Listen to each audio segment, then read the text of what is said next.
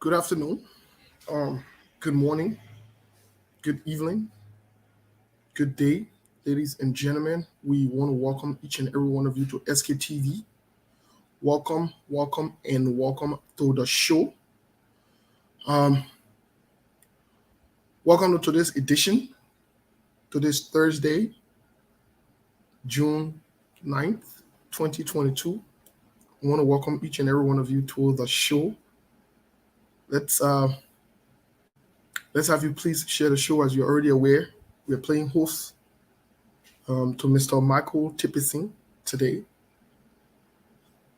We want to welcome each and every one of you to the show. Welcome and welcome. Um, Today is a good day. Today is sunny in Arizona. Somebody will say hot, but we term it as sunny. Beautiful weather. We want to welcome each and every one of you. Let's share the show while we are here. Let's invite others.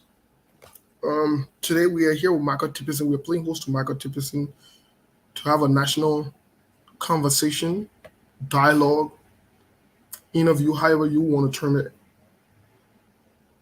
Want to welcome each and every one of you. Welcome to the show. Welcome, welcome, and welcome. Today we are grateful to be here. Um, we have a lot going on in the country. So we want to make sure that we are having, you know, keeping up with the conversations of the country, letting you know what's going on, you know, making sure we do what we have to do. As Liberians, we have a responsibility to our country to make sure we are communicating the right information to the right people to do the right thing. Um, at some point, we might open the line, but we intend to be on time today to leave from here on time. Sekou will be joining us last week. Not last week. The beginning of this week, we did inform you that Telvi traveled for work purposes. And so she could, she might not be available. She could again. So if you don't see Telvi, please just note that is the reason why she is not available or she might not come on. But the expectation is when and if she can, she will join us. We look forward to her contribution to the conversation. But in the meantime, let's share the show. We have a role, we have a responsibility. So let's share the show. Let's share the show. Let's share the show. Invite someone. National conversation here with Michael Tipayson. Let's share the show. Sekou will be joining us. So the conversation is, it promises to be an interesting one. Very interesting. Talking national issue, than a small thing. That's what we can say. Talking national issue, than a small thing. Than a small thing. So that either we want to welcome you again to the show. Welcome to our viewers, our listeners from Liberia, from the Americas, from Europe, from Asia, Canada, um, Australia, I don't know where else, Mexico, and other parts of the world. We want to welcome each and every one of you. Welcome, welcome, and welcome to the show. Welcome to each and every one of you. Um, it's an honor being here. Remember, Saturday is the birthday, so we'll be on by the grace of God.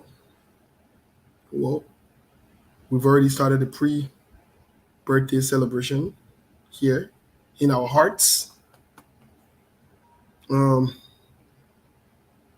we've also started pre-celebration here, thanking God for life, for the new age, and all the good stuff that's happening. So let's share the show. While we are here, let's share the show. Let's invite others. Let's share the show and let's invite others. Let's share the show. Let's invite others.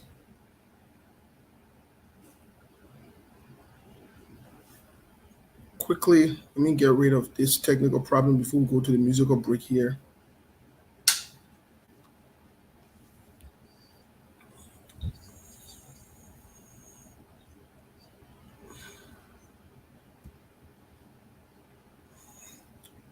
Let's share the show. Let me get.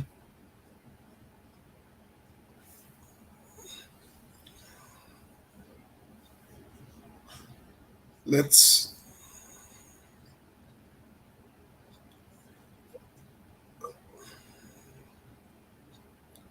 get this rolling. Let's get this show rolling really, really quick. Today we're not going to bring you other news because we want to get straight to the conversation. Straight to the conversation. We don't want to bring you in other news, but mind you, we'll look forward to, in other news, in other activities. We'll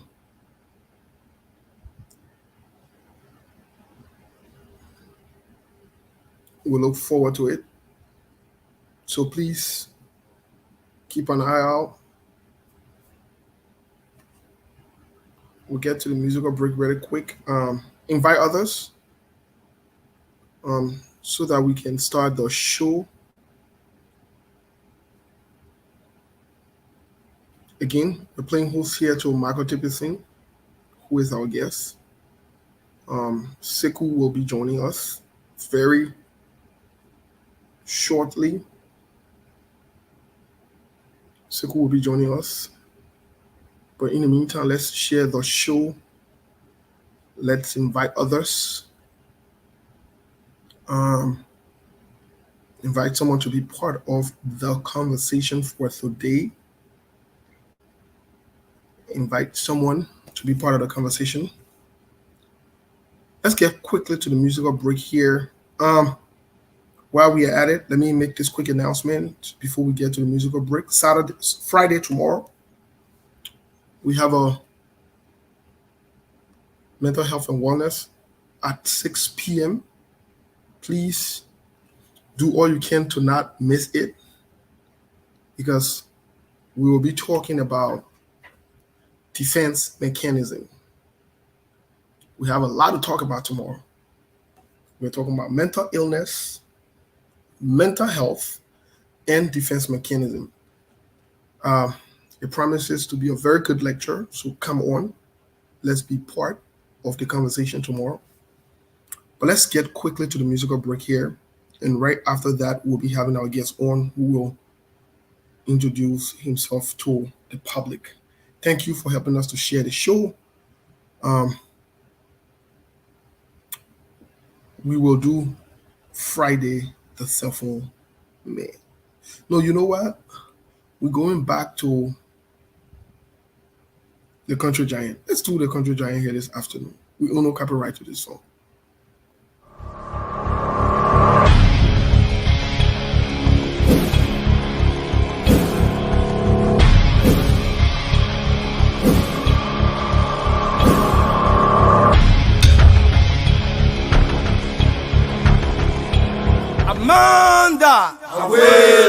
Amanda, Aweto, Maipuye, Iliberia, Maipuye, Chovia, Deble, Strigger. Aha, y'all on the road, the Country Giant ready to take over. Like Y'all on the road, Papa come here again. Y'all on the road, Papa Georgie come here again. mama Joe kami egi. Who wanna roll city shen kami egi. Na the whole country giant kami so. Better move roll. I say you better move your roll. You is about to get away. Pulling back to get away. We coming again. Who wanna roll city see kami egi. Young who wanna roll job we are coming again. Who wanna roll mama Joe kami egi. Up in the road city shen kami egi. Na the whole country giant kami so. Better move on and roll. Say you better move your roll. Take it away. Better get away. We coming again. We supposed to win the scheme. We coming again. Coalition for democratic change. Now the whole country champion they coming so. You better move on the road. I say you better move your road. You big Paris and get away. Better get away. Nyen say I'm on go, I say I come. I double, Mosigo corridor. Nyen say I'm on go, I say I come. See the shake your body, shake your body, why don't you shake your body, shake your body, acha le oh, see your le oh, acha le oh. Le oh say, le oh say, we'll celebrate. And where most go corridor. Today is a wonderful day. We'll celebrate. We'll celebrate. It's a beautiful day. We'll celebrate. We'll celebrate. Déjà bientôt ready. We'll celebrate. It's a holiday, your moment. We'll celebrate. You be brothers in your way. We'll celebrate. Nothing you can tell us now. We'll celebrate. Nothing you get to tell us now. We'll celebrate. We are inside the breeze. Politicians ain't worried. Mama, you are inside the breeze. Nobody ain't worried. Brothers International, y'all. We feeling we in a race. We feeling we in a race. Everybody look at it. We feeling we in a race. Y'all moving on the road because we coming in with full. Kakabella, Jella, Wapi. We coming there, y'all defeated. Big politicians, we putting y'all on the ground. CDC, feeling take it. We party, y'all can see it. John Man and we are. Estee, Joe, Howard Taylor. And Cook Brothers, we the one that caught the giant. Y'all know we the lion. We all lion straight on giant. So save the people then. On the hands of the wicked one. Dakim and Fuha. So this time they gotta get away. When we are popo. That's sleeping for this supposed to popo. Estee, Joe, popo. I'm picking like that's supposed to popo. They call our heavyweight. That we the champion team. Peaceful we remain. International we do be. Sing with me, say. Acha le oh. Si oh le oh. Acha le oh. Si oh le oh. Say power to the people. Only about the men and do evil. They say the people why. I'm putting them in the spot. They get a big king. No easy rapping can rap the king. Gotta get away. Gonna the party in your space. Like Darako we plugging. CDC now take it. CDC we the champion team. Boom, baby. You Jezo. Moving party, you're in trouble. Come on, y'all move on the road. CDC coming in with four. We're not taking the straight for Joe. We're battle out to the chicken crow. AFP say y'all win the team, but who about more than win the team? Now we the champion team, so supposed to win the game. AFP say y'all turn giant, but we the lion from Zion. Now we the whole country giant, we eat again and we eating cayenne. So if y'all walk, you be people, y'all be making buck. AFC we not someone sir. If y'all ain't more the road, I keep with pour in your mouth. Ruling by the jelly, voila, every one of y'all making paka. You guys see we take over, so y'all coming in with far. We don't y'all for making falls, all we offer are making love. All the other party then going straight down to the doors. CDC we standing tall, observing and watching y'all. Y'all think that I'm thinking team, so be cheating the winning team. This time we too aware, so we changing the referee. This time we too aware, so we changing the referee. Young wanna roll beat, Papa coming again. Young wanna roll Papa Georgie coming again. Young wanna roll Mama Joe coming again. Who wanna roll CD Shen coming again. Now the whole country giant coming so. Better move on roll. I say you better move your roll. You kiss about to get away. You sleeping for the get away.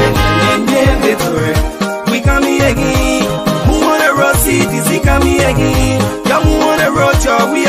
again. Muonero mama jo welcome me again. Opile Rossi tishenga me again. Na le ho country chanya kamizo. Yende tore. Better muonero. Yende tore. Say your better muonero. Yende tore. Jo we are coming on. Yende tore. Better give away. Yende tore. Amanda, Abuelo, Amanda, Abuelo, Maipuye, Iliberia, Maipuye, Jovia, Jovia, Jovia, Jovia, Jovia, Jovia, Sabreko Entertainment, DCENT, Brothers International, all day. I think you know Bill Gunn, Big York, UJ, this time around. All right. This song here remind me of my Prezzo. The Black Prezzo. You can't beat this song. What? This song put us in situation we can handle in 2017. And at the same situation we can up until today, but we'll leave it there. This song, this song when some people hear it again, just get fast in their spirit. But we inside. Prezzo, we inside. This song is this song and a small song. This song a big song. But let's see if this song can make it happen 2023. Let's see if this song can make it happen. But let's bring on our guests. Just before we bring on our guests, really quick, let's make this disclaimer. Please be respectful to our guests. Be welcoming as you are always. Let's make our guests feel comfortable so that when he is invited here to SKTV, who would come, let's disagree respectfully. It's okay for all to disagree, but let's be respectful to our guests and let's refrain from insults, as you are already aware. In a live feed or in a comment association, let's refrain from insults. Please, no cussing. Disagree respectfully, please, and please. We thank you so much for being here. You know we love you and we honor your being here. You know that. But let's stay away from, noise and drama. Let's enjoy the show as we invite our guests. Good morning, good afternoon, Mr. Tipayson. Welcome to SKTV. Thank you so much. Thank you. How are you? I'm doing very well. How are you? It's a pleasing pleasure to join you. You got me laughing in the back. I did. My man, I saw you dancing. I saw you shaking, better in the back, my man. So you can dance, I didn't know. Wow. Before we go any further, let me say something, right? During the 2017 elections, whether you were a weird fan or supporter or not, that music, it had a huge part to play with respect to elections. I'm not talking about what's happening right now, but before the election, if you critically listen to the song, the wordings of the song, the euphoria of the elections, the anxiety of the Liberian people, to some extent, something in you will move. And as you were playing there, I knew that I wasn't on camera, but something just evoked my memory back to when we thought that everything based on the wordings of the song were being prosperous for the Liberian society. I started to shake a little bit. I was trying to feel that euphoria. But anyway, it's a pleasing pleasure. I was just laughing in the background, and I hope we can have a fantastic conversation. Thank you for the invite. Wonderful. Yes, indeed. This song was timely, to be quite honest. And like you said, the message was reassuring, promising, resigning. And I think the Liberian people felt the euphoria from this song, and it brought so much enthusiasm to the campaign. So the song was very timely. And we look forward to 2023 and see if it will be timely. We'll see if the message has changed. But it's good to have you on SKTV. I believe this is your debut. This is your first time being on SKTV. So we'd like to welcome you here. Who is Michael Tipayson? Others have heard his name in the diaspora, some back home in other parts of the world. Who is Michael Tipayson? Well, thank you. Before I go any further, let me again express my gratitude for the invite. I've seen you guys from the SKTV have done a fantastic job. I just want to say thank you for bringing me forth. Like you said, my name is Tipayson, and I will just give you a little summary. I was born in Plebo City, Maryland County, and fast forward, I attended the St. Francis Elementary, junior and senior high school as part of my early childhood education. In 2003, fortunately for me, after the Civil War, first of all, we went to the Ivory Coast. I moved to Monrovia, and then I attended the James Leon AGM High School in Claratown, where in 28 I graduated, and then I moved forward to the United Methodist University, where I did public administration. I got a bachelor's in 2013. In 2014, I had this opportunity, first time leaving Liberia. I went to Nigeria on a program sponsored by the team from the Netherlands, UNWA, to do social entrepreneurship and peace building. And then when I returned, it was a whole new experience for me. Later, I got interested in the Young African Leadership Initiative. It's a U.S. Department sponsored program. In 2016, we went to Ghana. I was part of Cohort 5. And at that program, we did leadership and management, and also encouraging young people to be the change they want to be. And I was fortunate also, my colleagues there elected me as the cohort president for the Eagle Group. And then I returned to Liberia. We got involved with the politics over the years. Let me also state that this is much more political, that I grew interest in politics from high school because we were conscious of our society, we were conscious of our surrounding. We wanted to know, we were eager to know why is it that we found ourselves in a society that is so much endowed, and yet and still there were challenges with electricity, safe drinking water, and other stuff. And the travel that I've just listed was something like an extra motivation to make us to question the system. So when I went to Monrovia in 2003, 2005, I joined the bandwagon of the CDC Euphoria. We became ideological defenders of the Congress for Democratic Change philosophy at the time, and we managed to work our way up. I served the CDC as public relations officer of the Youth League. Fast forward in the 2017 elections, but before then, in 2016, we went for the convention. There were shenanigans at the convention, if I may say it that way, that did not please us. So we had to support the United People's Party of the late Gabriel Bacchus Matthew, the Progressives, and I served them as their youth head. And during the round-up elections, we served in President. We voted President George Weah. In 2018, I had the opportunity to travel here to the U.S. I'm here, and my goals here. I just got enrolled at the Franklin University. I really want to go back to school because it has been a long time since 2013. I got my bachelor's, so we're trying to get back to school. I've had the opportunity to work as a beginner in corporate America. I used to work for TCF National Bank, now turned Huntington Bank. Most recently, I was working for JP Morgan and Chase.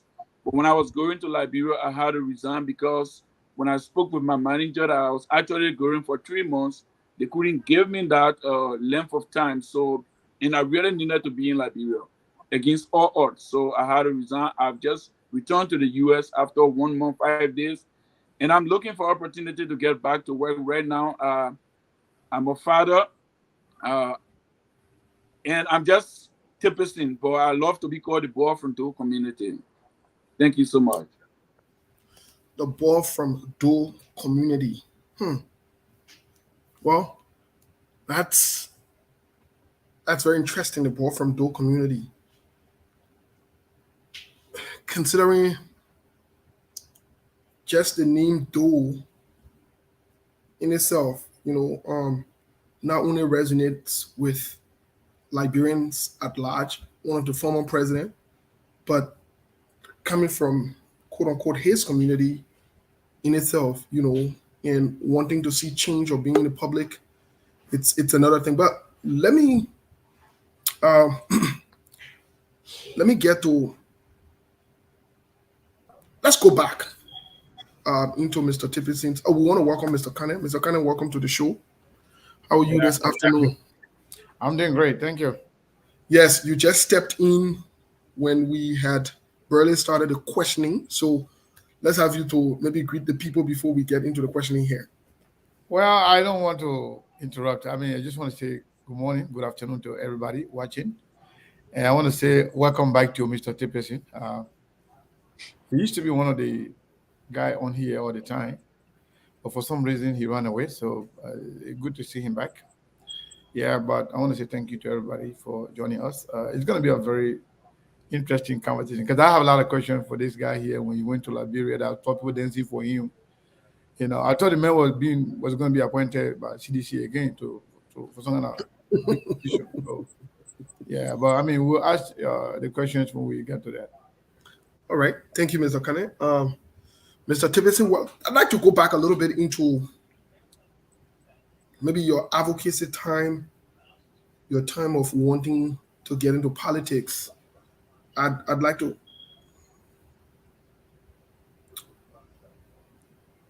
What was the key factor that motivated you to support the CDC and President George Weah? What did you see at that time that got you to that point as a young man that wanted change? Brilliant. Let Dr. Fambula will say, when we were at the university, we were young men with fire in our guts and ideas in our head. We look at our surrounding. We saw kids languishing in the communities. We saw an environment so rich, so endowed, but yet with a poor community of people.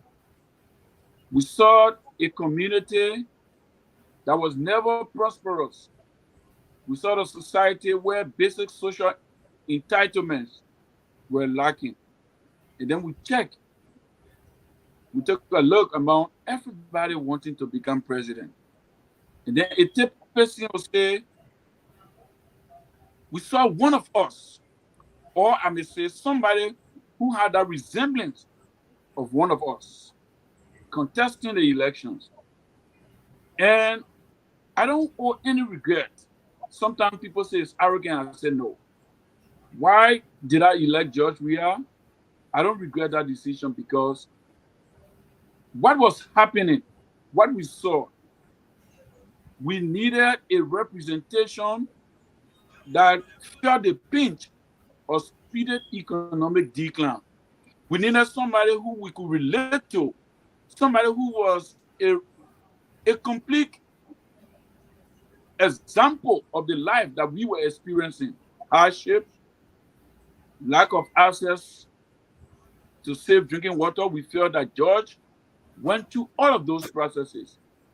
And maybe someone would say we did not check the other side of life and things, but we could easily relate at the time by just saying to ourselves, if this fellow and I, or if this person went through similar conditions, electing this person to the highest office would be a glorious day, a success story, a breath of fresh air for the Liberian community, most especially ranging from where we came from for more than 130 plus years.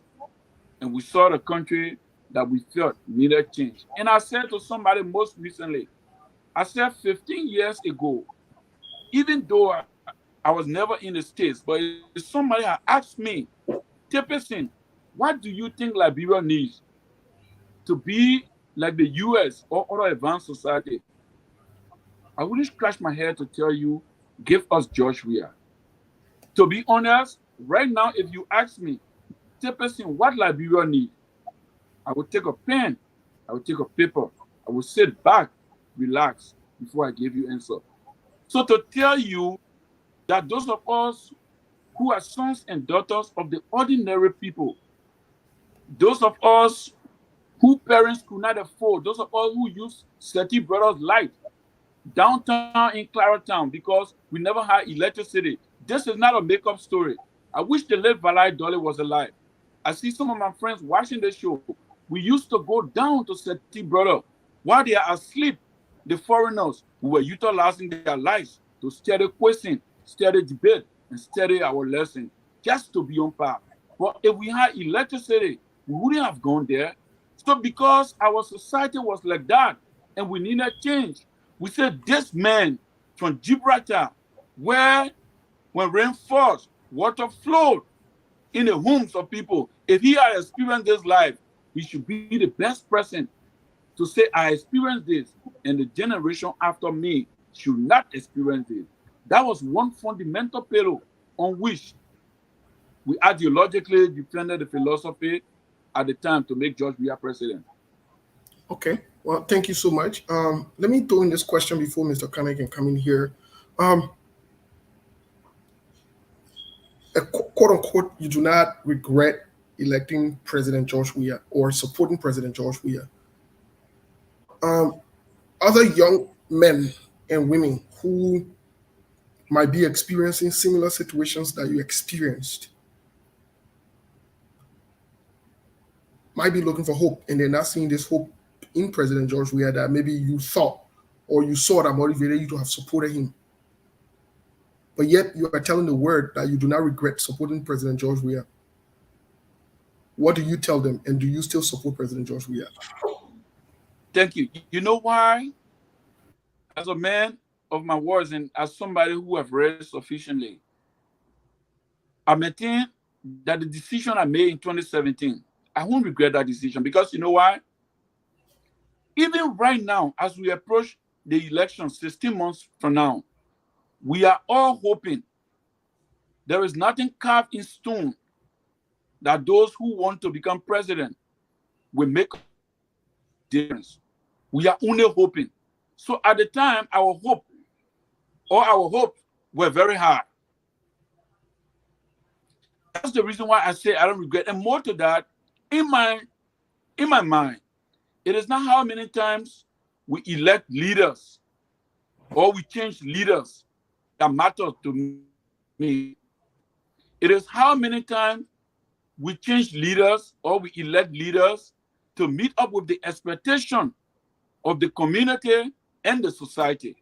So if George Weah was elected like the way we did, and he did not meet up with the expectation of our respective communities and society, we have yet another opportunity not to use the guns, but to use our God-given right, the ballot, to stand in the queue and right the wrong.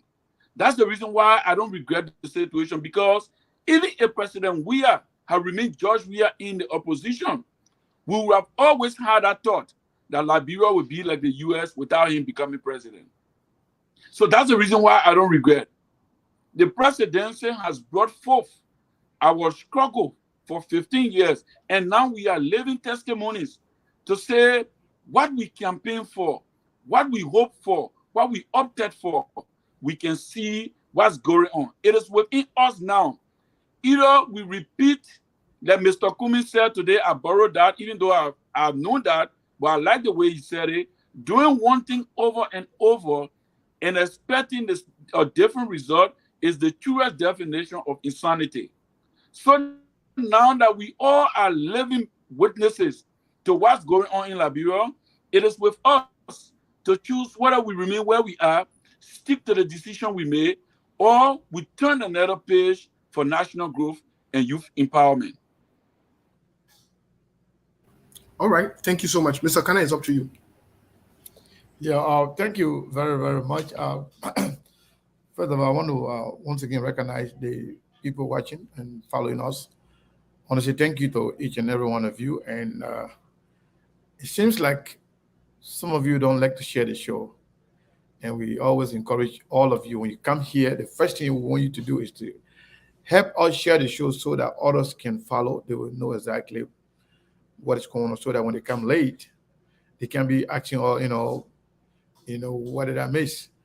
But again, Mr. Tipayson, I want to say thank you for your appearance on SK TV. Thank you, sir. I wanted to address certain thing here. We said here that when we invite people, we owe it to them to respect them, and we expect our audience, our followers, to follow suit. So I'm pretty sure Steve have done that. If not, I want to encourage our audience to respect the cash as we always do. Somebody just said, anyway, let me not respond to that. Let me just go to the topic directly. So, Mr. Tipperson, listening to you and the answer to Steve's questions, there's something that I think you did not answer. I just want to follow up with that, and then you can answer, and then we'll proceed. He said, what is your position right now? Do you still support the government or the CDC party?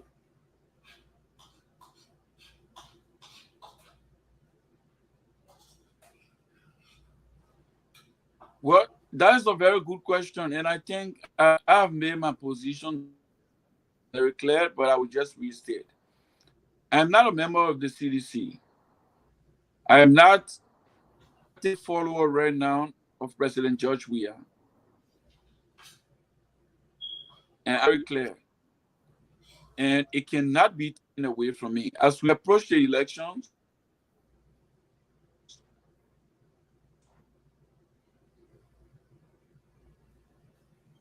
was to do an assessment firsthand. Am I clear?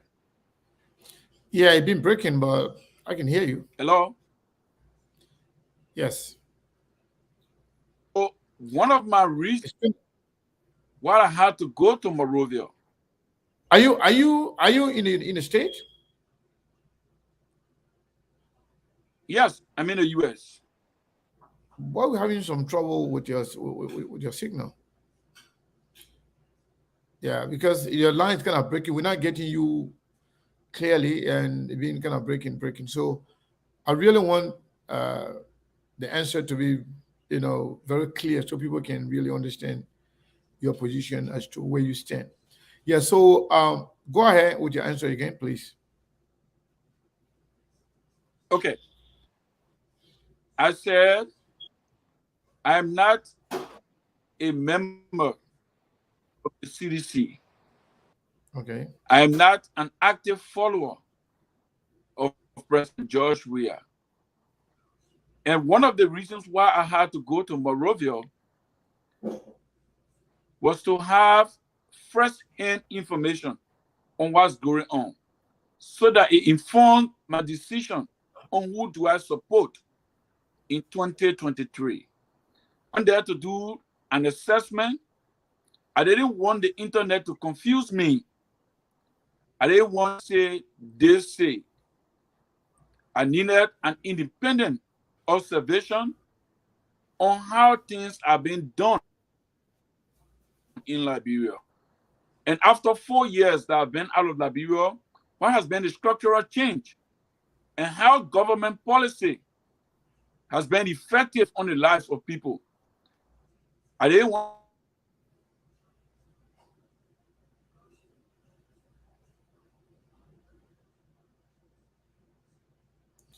Yeah, the signal is bad. Very, very bad.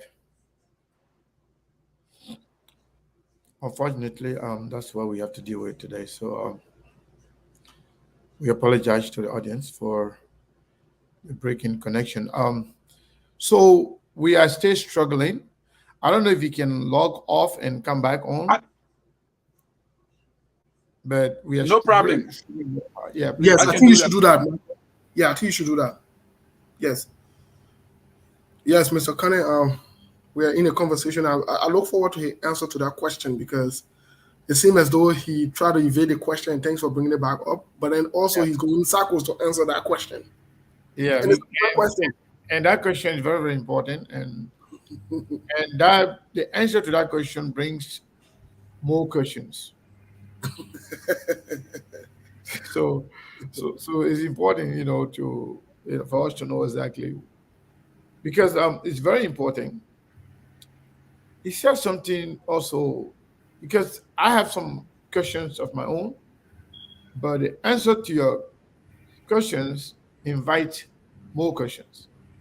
In fact, he said he does not regret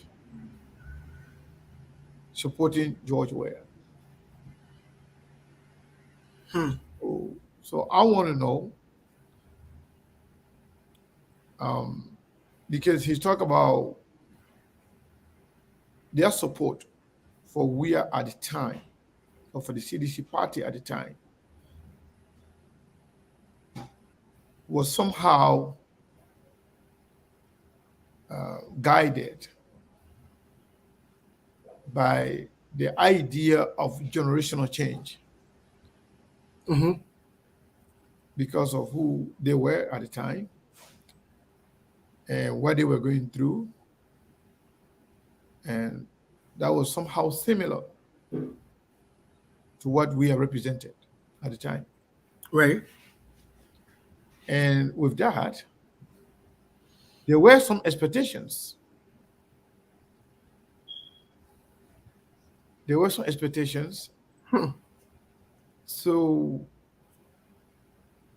if you go into something, support somebody, or even help other people to support him,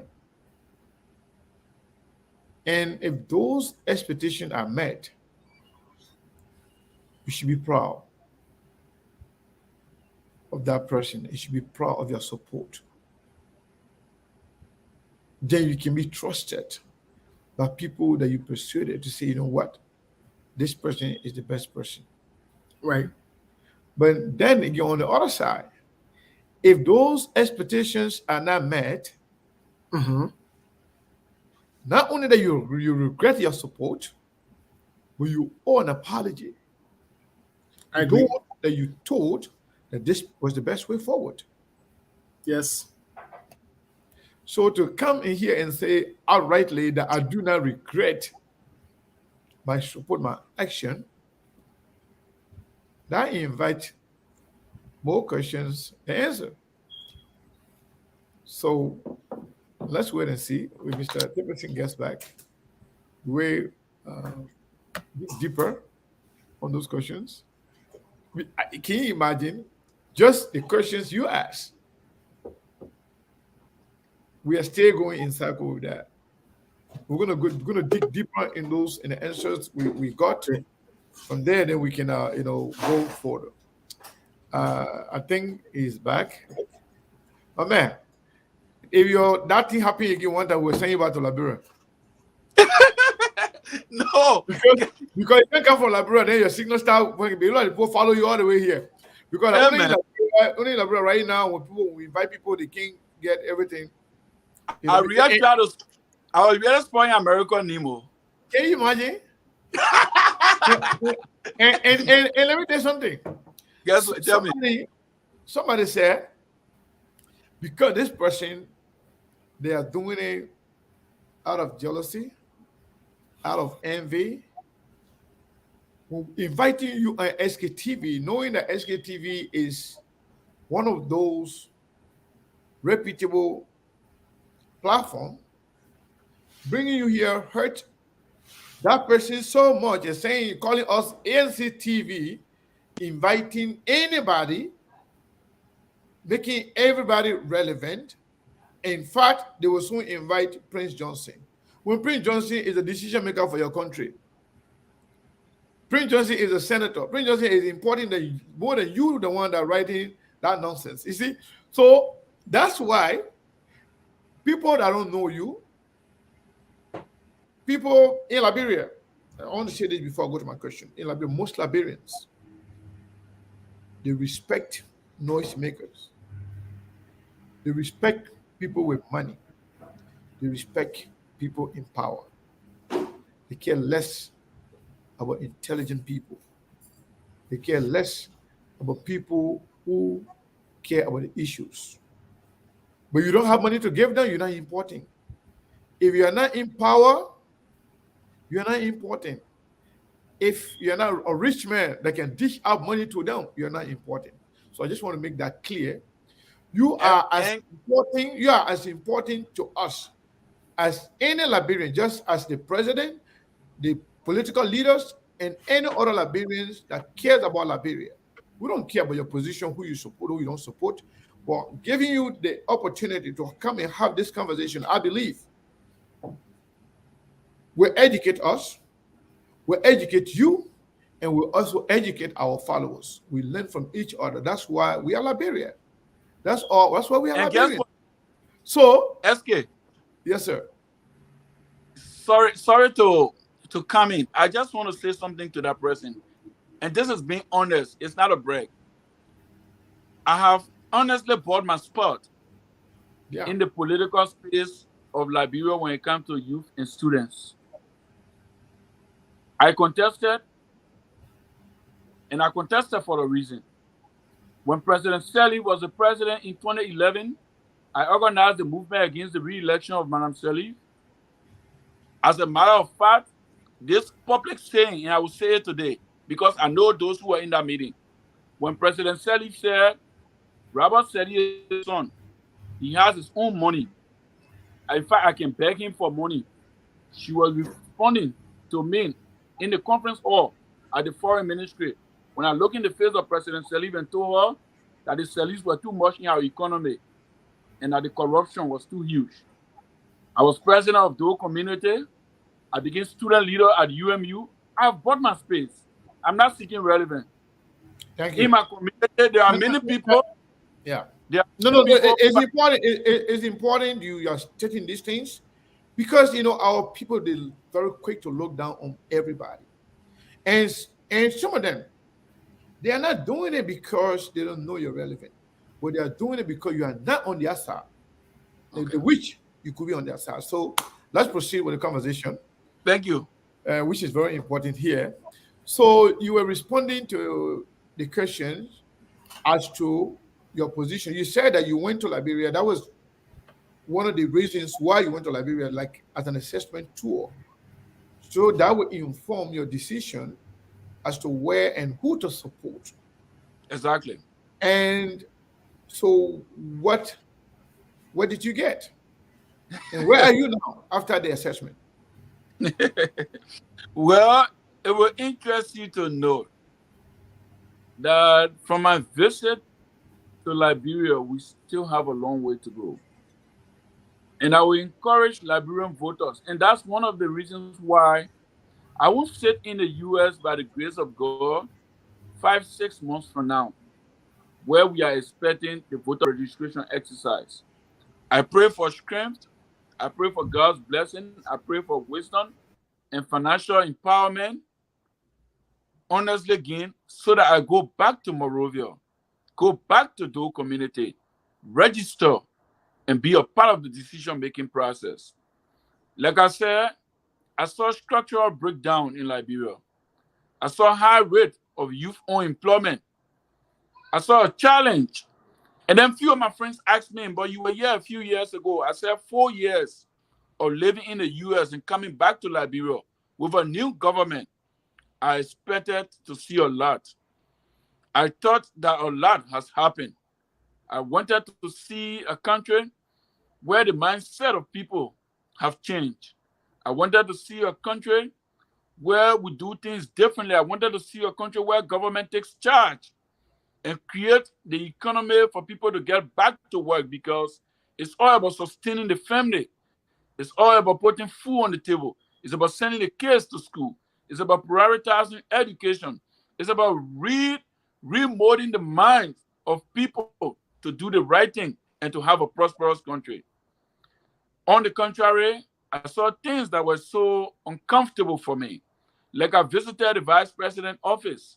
It was dark. It was hot. I asked myself, is this the first branch of government where the vice president is seated and there is no light? That is just an example. I went down the streets in Morovia.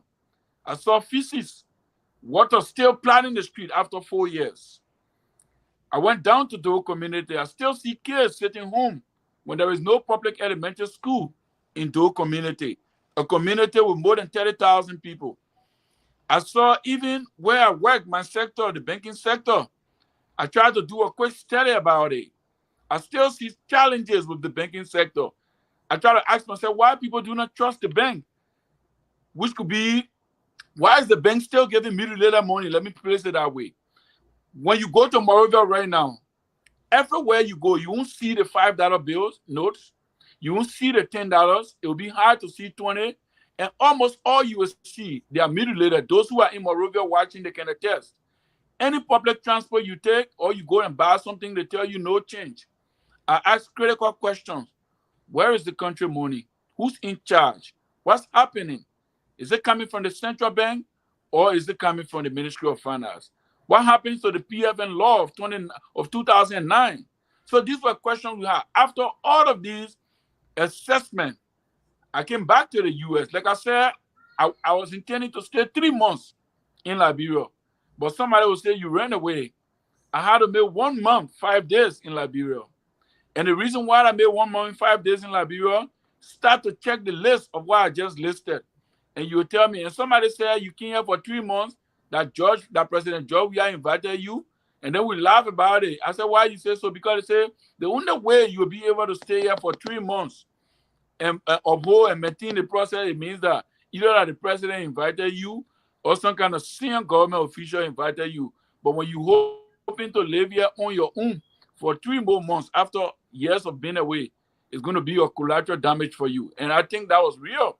So I had to disengage to come back and air out my views. So after the assessment of what I experienced in Liberia, I can tell you we still have more to do. And when you ask me where I am, I made it public. I made a commitment to my friends and to people. I made several appearances while I was in Liberia, and I said I will announce who do I support. But one thing I know, things running through my mind is that Liberia needs change. And I can say it to you clearly, no fear, no favor, and without sentiments, Liberia needs change. Who do I think will engineer for the next 6 years the change Liberia needs? It's something that I have to consult with my family, and in the shortest possible time, the soonest possible time, I will make that public because I want to be right beside that person to go back to my community, go back at the university, and travel across the country. I was born in Plibo Hospital Camp. The people that still look up to us, that we have gotten some level of exposure. We need to take our presidential candidate down there and to other areas to encourage young people that what they see around them is not how life should be, most especially in a country of Liberia with a sizable population of 5, even let's take it at 6 million people, so rich, but yet poor and hungry. Things must change. All right, that's good to know. I like the explanation on the idea of assessment and the outcomes that you just outlined. It means a lot, and it means that you really pay attention to what you were doing, and you got some information. So going back to what you just said, you're going to take whoever you decide to support. You're going to take that person to your people, honestly, to our people, in the trenches where you pass through, to tell them, hey, this is the person. The change that we deserve, this is the person that can do that for us. And people will trust you because they believe in you, they believe in your judgment, and they feel that you cannot mislead them. And then they will support that person. And the reasons, or some of the reasons why you will do that, because you have certain expectation.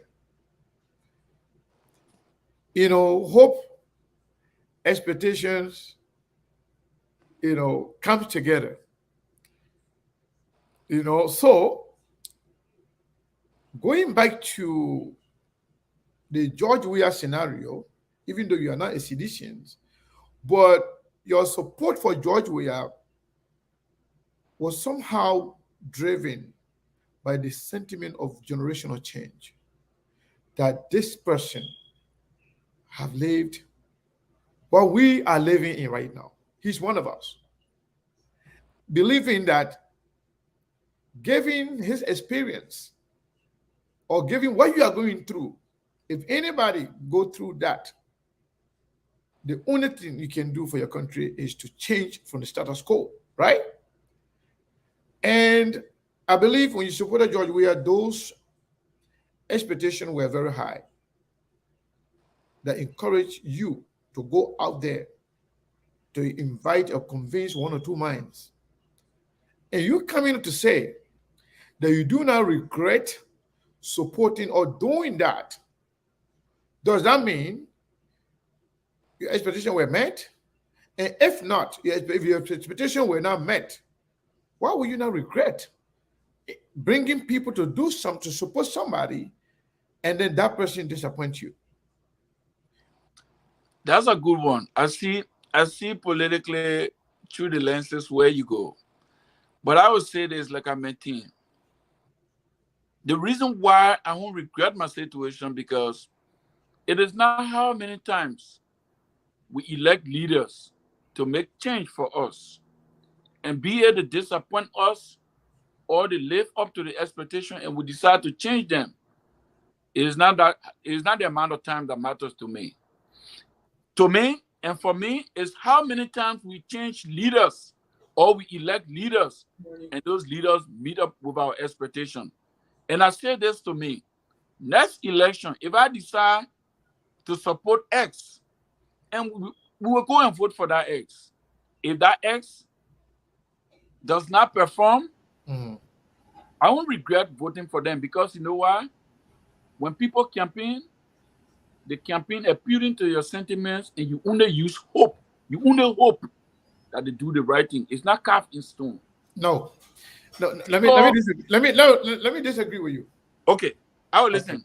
let me disagree with you, and then you will proceed. Then from there we'll go to Steve because I know Steve still have questions to ask. But let me say this to you, my brother. You know, politic hope is something. Hope mostly is imagine the good things that you would like to see, you would like to have. But before you can entrust somebody to be the person to deliver that hope, you must have some trust. You must have some trust, believing that this person can do it. You cannot entrust people with leadership. Not everybody that people are going to follow. You being a leader, people expect you to make your homework. SK, Thereby understanding this person.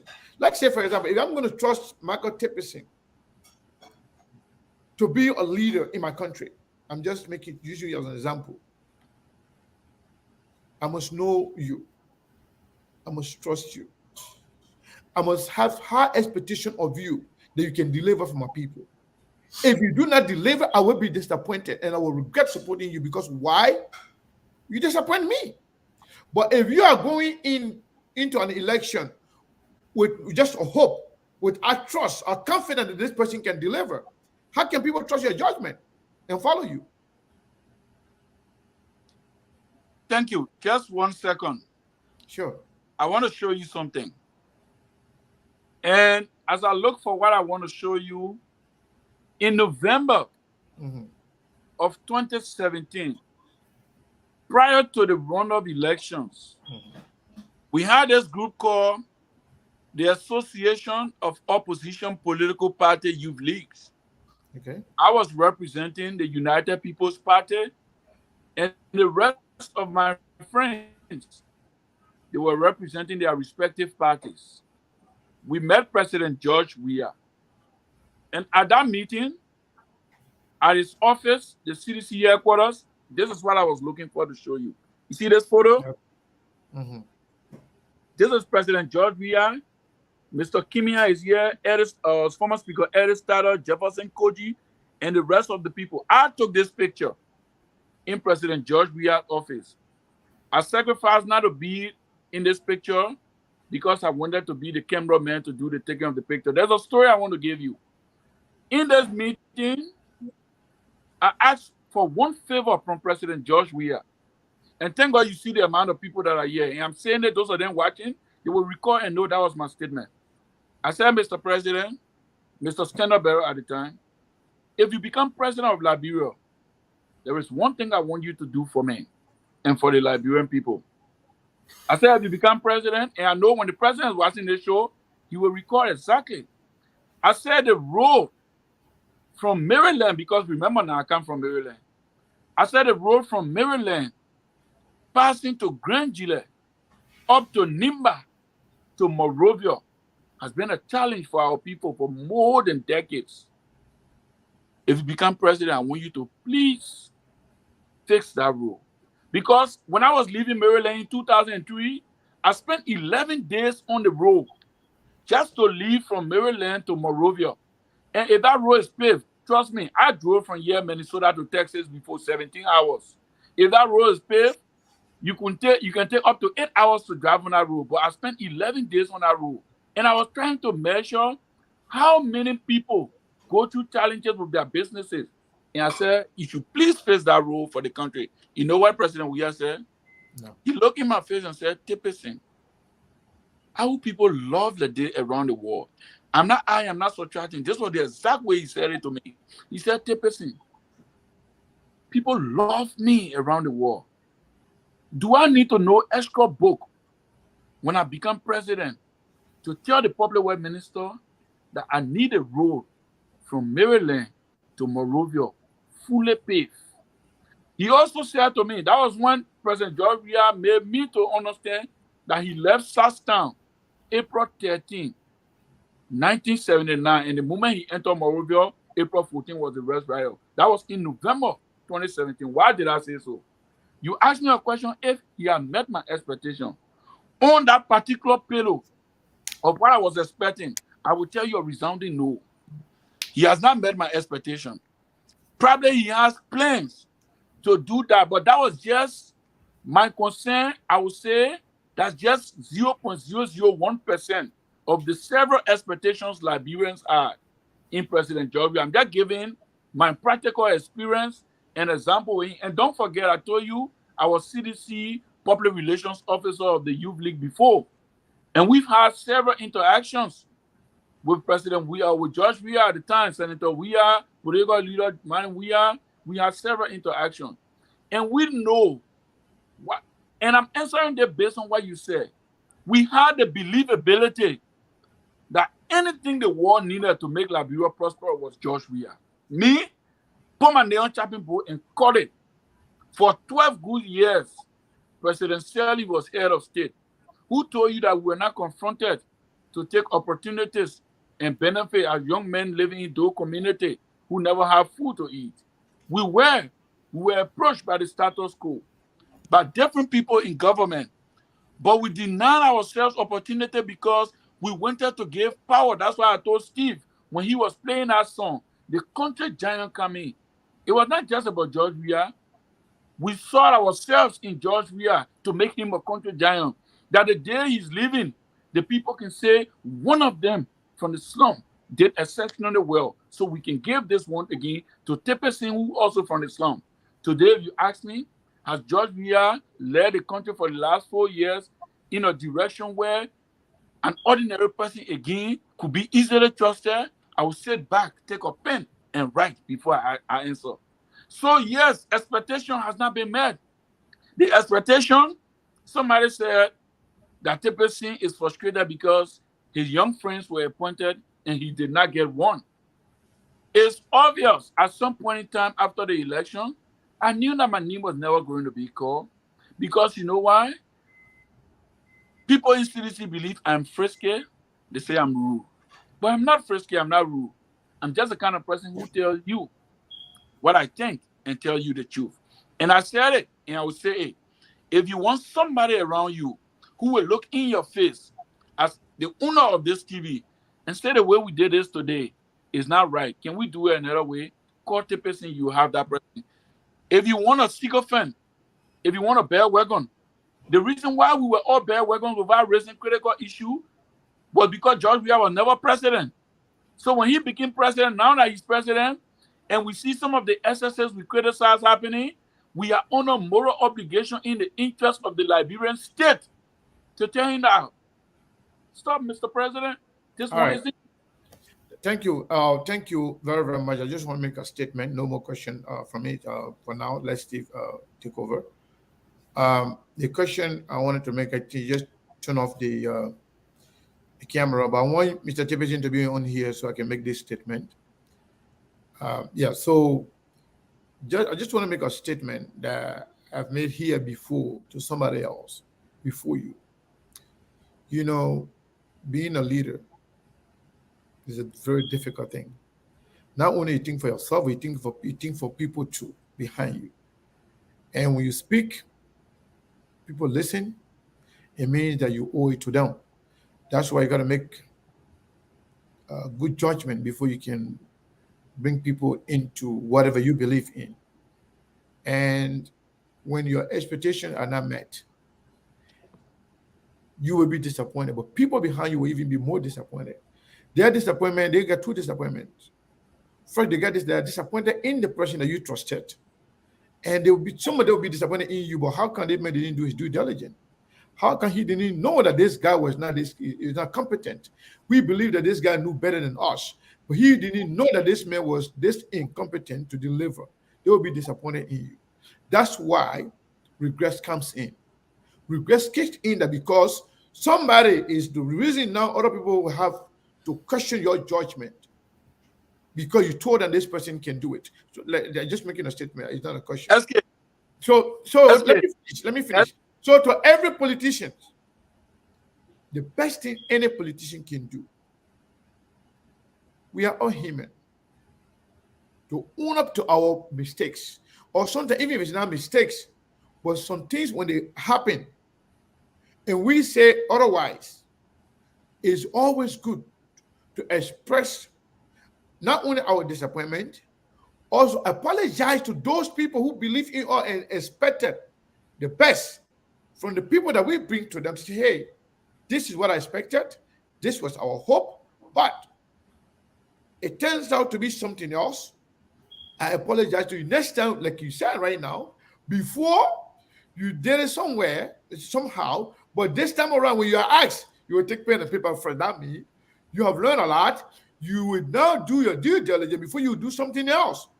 Before you get in somebody like George Weah now, taking him at face value, or maybe by he's saying, I'm popular, I'm this, I'm that. Whatever happened, whatever the outcome of that, the best any politician can do is to own up to whatever you put them through, accept the mistake and promise to do it better the next time, then they can trust you again. But if you are just hoping, then anything can happen. Let your hope on the people that come in. I don't even know whether they're going to do what they're not going to do it. At the end of the day, I don't regret because I was just hoping. I didn't trust them. People have serious question of your judgment, and the ability to trust you again will be a challenge. I just want to make that. You can respond to it. This thing can come in. Before we move forward, sure. Let me give one of the reasons why I still maintain I don't regret. When President George Weah took office in 2018, we were made to understand that the country was broke. We were made to understand that the covers of the country never had sufficient funds. Come in Representative Sir Joseph of District 13, at the time, who had just won elections as representative for 6 years, he expressed interest to fill the vacant seat that President George Weah was leaving at the Senate. 10% among the many young people being a supporter of President Weah questioned that. And I said, we can't say that the country is broke, we don't have money, and then we're going to feed Representative Sir Joseph. If he wins, then we need to have another by-election in District 13. So why don't we give the senatorial seat to somebody who doesn't have any opening right now so that they can do the work left by President George Weah? That was one of the reasons why I contested. I knew that the possibility of winning was not necessarily huge, but to send a message to my government that we were starting on the wrong path. And the reason why I won't regret, because I'm still telling you that we have the opportunity, even those who follow us. Guess what? I got a daughter in Liberia. I'll give you the sad story. When I came to America, I called her one day, her mom, and I said, what's going on? You know what she said to me? It was so emotional and painful. And I'm making this public. She said, you remember I told you I never wanted to vote for George Weah. You told me that if I come to stay near you, you pull me down from the car. The George Weah you gave us. Can't see what he's doing. Oh. I'm making it public because it went deep in my soul. She said, your daughter is here. You told me if I say I won't vote for George Weah, we'll not ride together. But the George Weah you gave us, that you made us to vote for, the George Weah is here. And come and see what he's doing. I'm making this to say, I don't regret, even though it hurt me with the challenges Liberia is going through, but I don't regret. You know why? Because I have 16 months from now to either maintain President Weah or go back to where I voted and say, no, I can't continue with this. And say, I can't continue with it. That's the reason why I'm not regretting, because I am still alive. I'm still strong. My followers, my militants are still alive, and we can still redo what we did. We can. Where you will have issue with me, or where I will have issues with my conscience, is when I decide to support President Weah, and then I will sit back. I could come out tomorrow and say, George Weah is a reflection of my decision. I know that. I own up to it.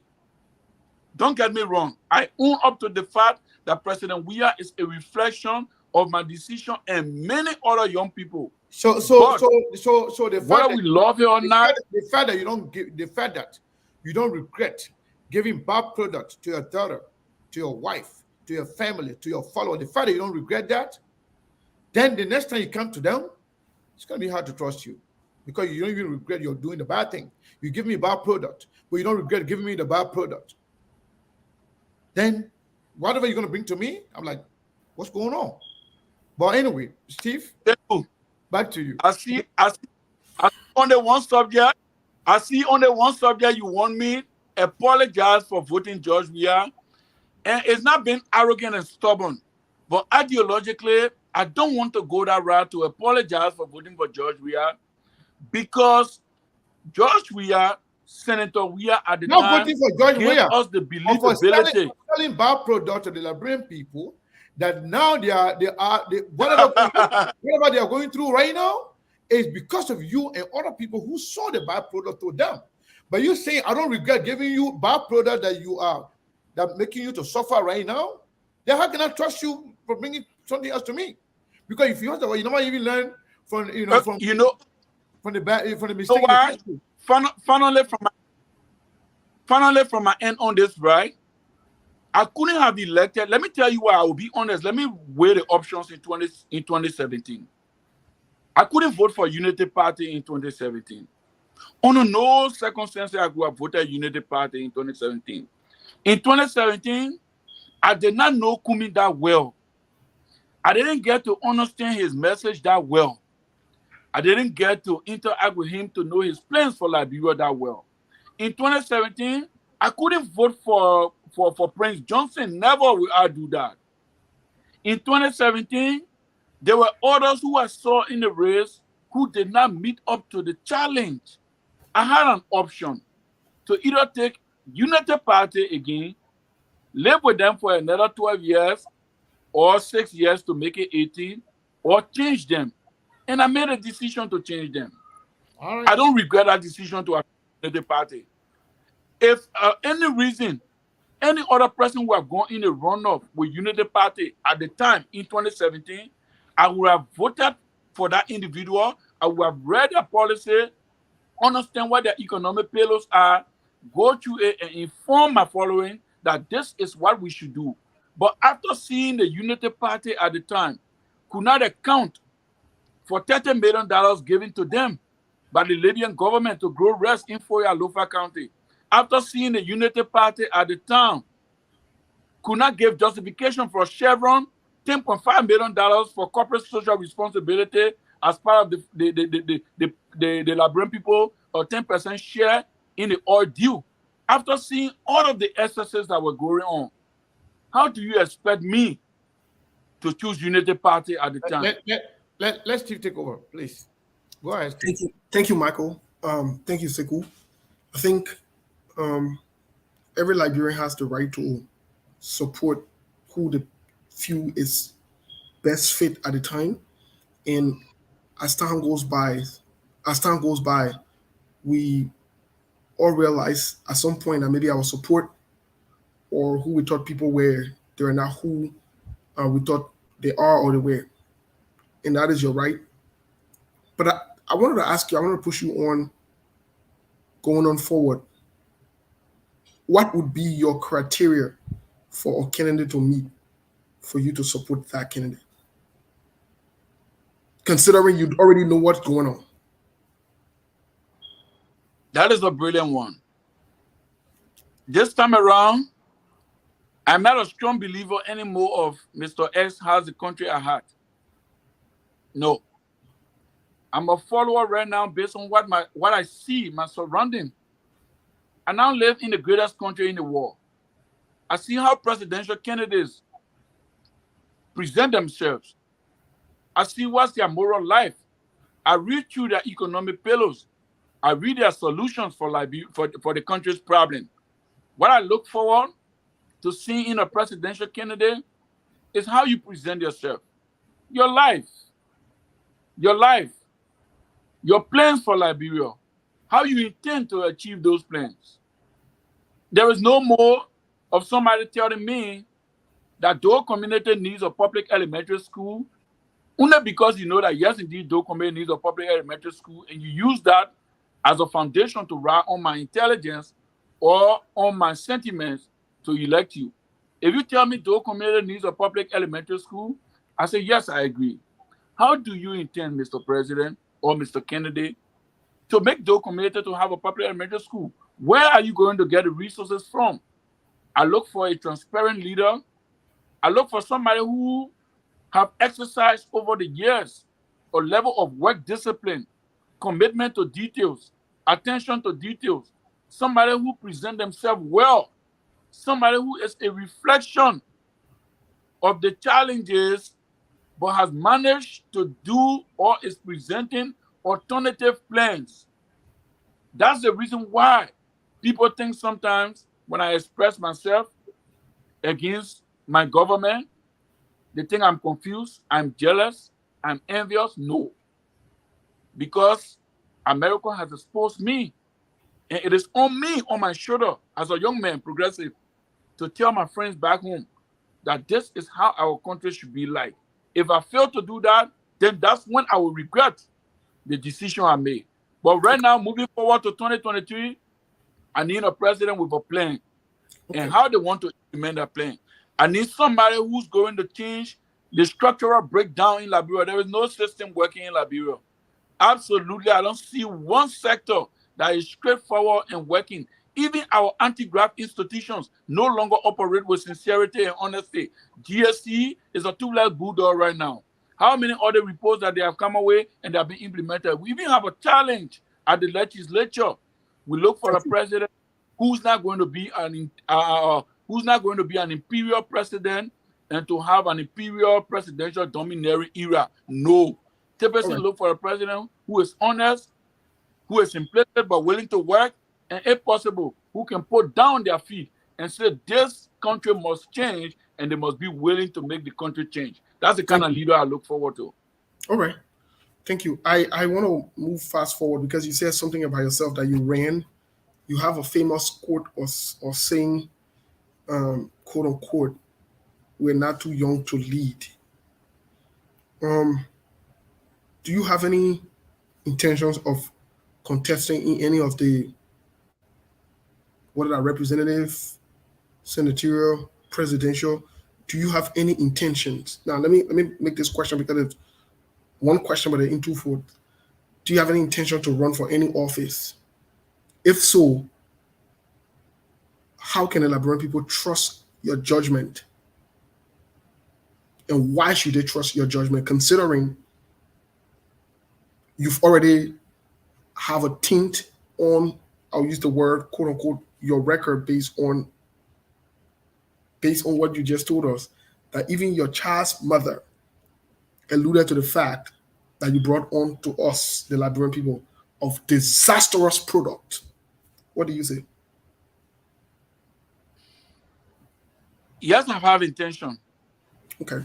Sometime in the future, I'm definitely going to run for office. And I'm not the only young man. That philosophy of we are not too young to lead comes from the background that all across the world we've read. Young people have taken up to the challenge to change the dynasty of their country, to change the paradigm of their country, their community. When I ran in 2018 to become senator, it was a test to the process. And I see huge prospect. I was in Liberia a few days ago. Trust me on this. God's willing, one day I will be elected in Liberia. I don't know what position it's going to be, but I was sure. And I'm living my life in answering that question to prepare myself, because one day, whether it is in my district, it's in my county, it is at the level of vice president or president. And the reason why I'm not going to rule out my intention to contest, because I love Liberia. I believe in Liberia. I want to help develop Liberia. As part of the ways to do that is to take on the leadership or position in the country one of these days in the future and help my country. And then you ask, why should Liberians trust me? It brings me back to my previous saying. I have another opportunity, as long as I live, to give a good product. You know, sometimes when you talk about product, I'm in the bank. We have consumer products. There is one thing that we strongly are against. You don't force product on people. This time around, the person I'm going to support. Are you getting me? Yeah, we're hearing you. Okay, this time around, the product that I will support, Tipayson, I have to be firstly convinced that that product is a good product.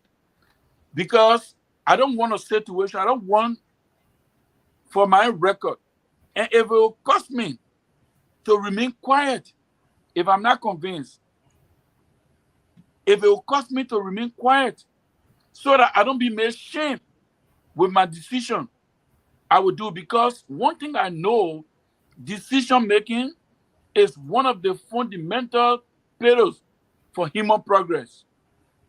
And so if we make another bad decision, but I know I will not remain quiet, Liberians will have to trust me, because you know why? Nobody's faith is on me. We voted for George Weah, but he's representing the Weahs. I am Tipayson. Tipayson will be judged based on what Tipayson does. Not what Weah is doing, or what Weah did, or what Weah is going to do. The Weah legacy is for the Weah family, and the Tipayson's legacy will be for the Tipayson family. People will question my case tomorrow on how I'm living my life, what I'm doing, and what I will do. I hold myself responsible for whatever decision I make. As we move towards the political process, yes, you think we'll come to this country, try to empower ourselves, and we see jokers keep taking power in Liberia, and we sit here, we say we want a better country? No. We have a group, the Economic Reform Alliance.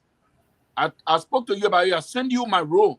I am the liaison officer for the Liberian chapter, the ground forces. I was in Liberia a few days ago, and SK said he saw people dancing for me. No, they weren't dancing for me. They were happy that one of their own was back. And so we will go back, the Economic Reform Alliance. We met with Mr. Cummins one other time, and bring me to this. We told him, we said we want to challenge for political leadership in Liberia, but not right now. It's a long-term plan, maybe beginning 2029. We want to challenge for leadership. We discussed our perspective with Mr. Cummins. He shared with us his economic ideas. And one thing Mr. Cummins said, I love to learn from leaders. He said, I'm not saying you guys shouldn't go and contest for elections, but I want you all to build yourself and you all look for money, because when you get money, nobody will compromise you. Nobody will make you to sell your ideas cheap. When we came back, I told my friends, I said, Mr. Cummins said something to us today, that we should keep focused Because if we are focused, nobody will buy us. You think right now, for example, people used to make us go in that country, walk behind them, walk from Dokome So to so so RIA. so so I Steve, come in, let Steve, me learn on this. Let no, me learn on Steve, this. no, Let, okay, go let me ahead. learn on. People used to suffer us. They make us to go walk behind them for $20, $30, $40. You think that crap can happen again?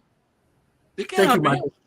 Thank you. Thank you. So Let's have Steve, second. I don't want to quickly say this to Mr. Tipayson and then see how he respond to it.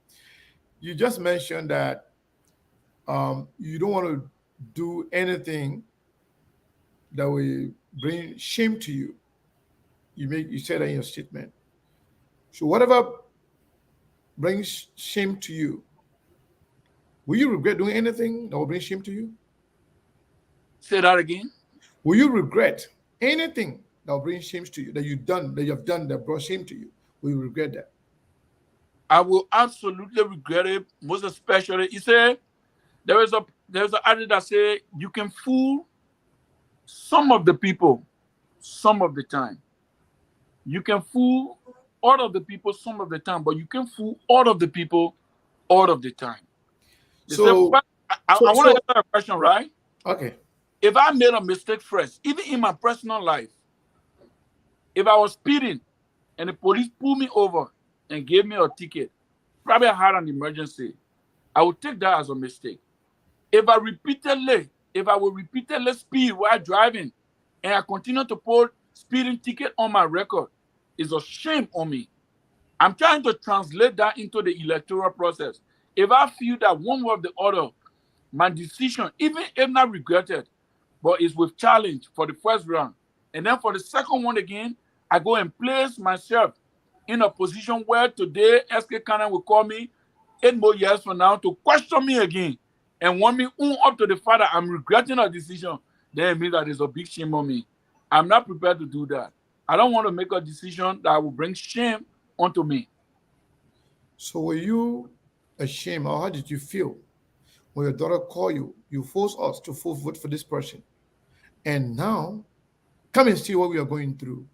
Were you ashamed of your decision to force her to do something, then later on become something that she kind of regret doing? I wasn't shamed, but I was emotional. Because you know why? SK, let me be honest. This is not a break. Whoever I decide to support right now, you are sure of more than 500 votes. You sure of that one. So it's just an example. If somebody who close to me, and I remember that day, it was prior to the second How, round. how did you come up with that data? I can say the right now and say anybody I support it can we can show up for 10,000 votes. I Okay, can say that, but how did you come up with that data? okay. We are now on the internet making noise every time. But we get serious constituent in Labiro. Okay. Serious one.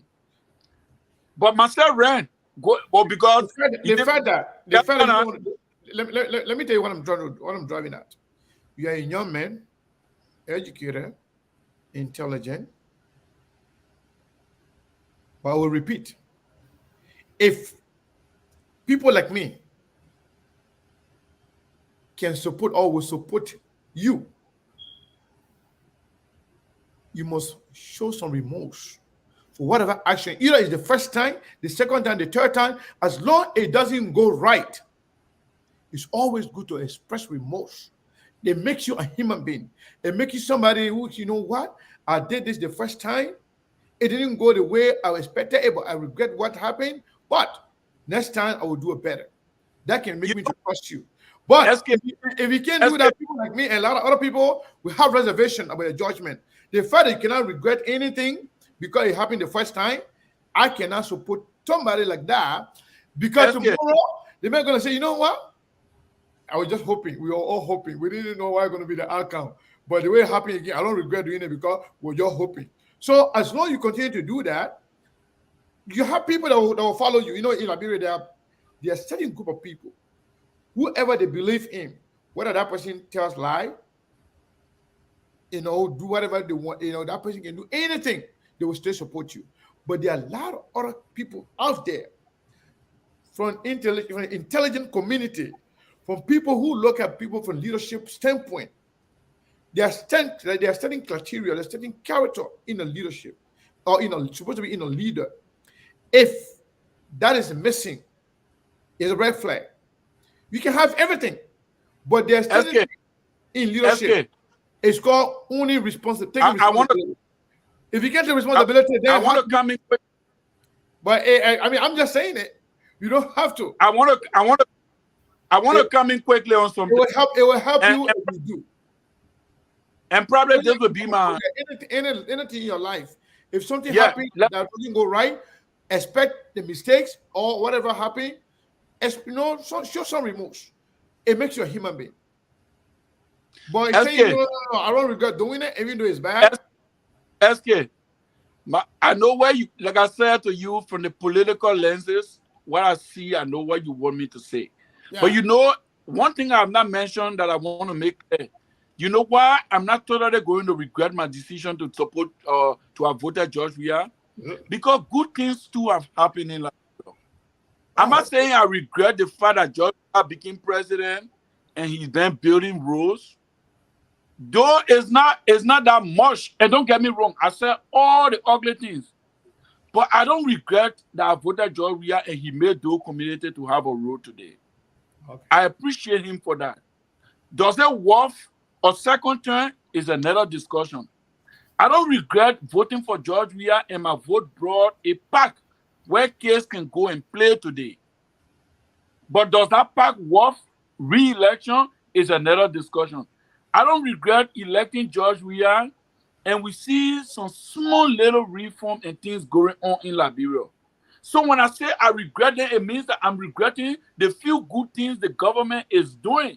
That's why I've been telling you, that's why I've been dodging to tell you that no, I don't regret it. I accept that there are challenges, but I don't regret it because the government too has done the little best. Though corruption is still a challenge. Do I regret corruption? Yes, I regret corruption. I did not vote for corruption. I did not vote for George Weah to build 49 condominiums in the first 1 year when the people in Doe community don't have a public elementary school. Do I regret that? Yes. But do I regret in totality, the overall decision? Because right now, it's about the little good and the excesses. The excesses must be called out. The good must be recognized. The government has made some strides. Does it worth the government going back for a second term? Is another discussion you have to call me for. But right now, I appreciate the little good the government has done or is doing, and I'm also calling them out on the bad things they are doing. Who told you we elected people here to be getting homes over there? But from President George Weah to the least man on a CDC film, when I go to CDC headquarters today, they'll call me by my name. The president, this latest statement, the last statement they just made, somehow contradicts the result of your assessment. What you said earlier about your assessment, the result of that, and what you're saying right now, it does not contradict. You know why? They don't align. The first thing, I know how I prepare to come on this show. I'm not a government PRO. They don't pay for my service. I'm not here to talk about how today President Weah went and gave the I'm just saying. I'm coming. Whatever you said earlier, as a result of your assessment, contradicts whatever you just said. It's not contradictory. You know why? I have chosen my side. I came to talk about my side. Okay. I've been talking a lot here. Who told you that I don't know that the bill pack? It's not my role to can't talk about pack here. Okay. It's not my role. Steve? The only reason why I had to just squeeze that one in a little bit is because I want to tell you the other side where I was thinking why I do not regret in totality, because little good things are done. Those who are responsible to talk about the good things, they will come later after me. Right now, I talk about the challenges Liberia going through. That's why I decided to center my discussion around. So I know what I've been saying. So if the Ministry of Information need my services to talk about how the government is trying to do PAC, they're trying to get to River G to pull light that later will not come on, and then they will say that challenges, let them call me. Right now, I'm talking about what's confronting our people.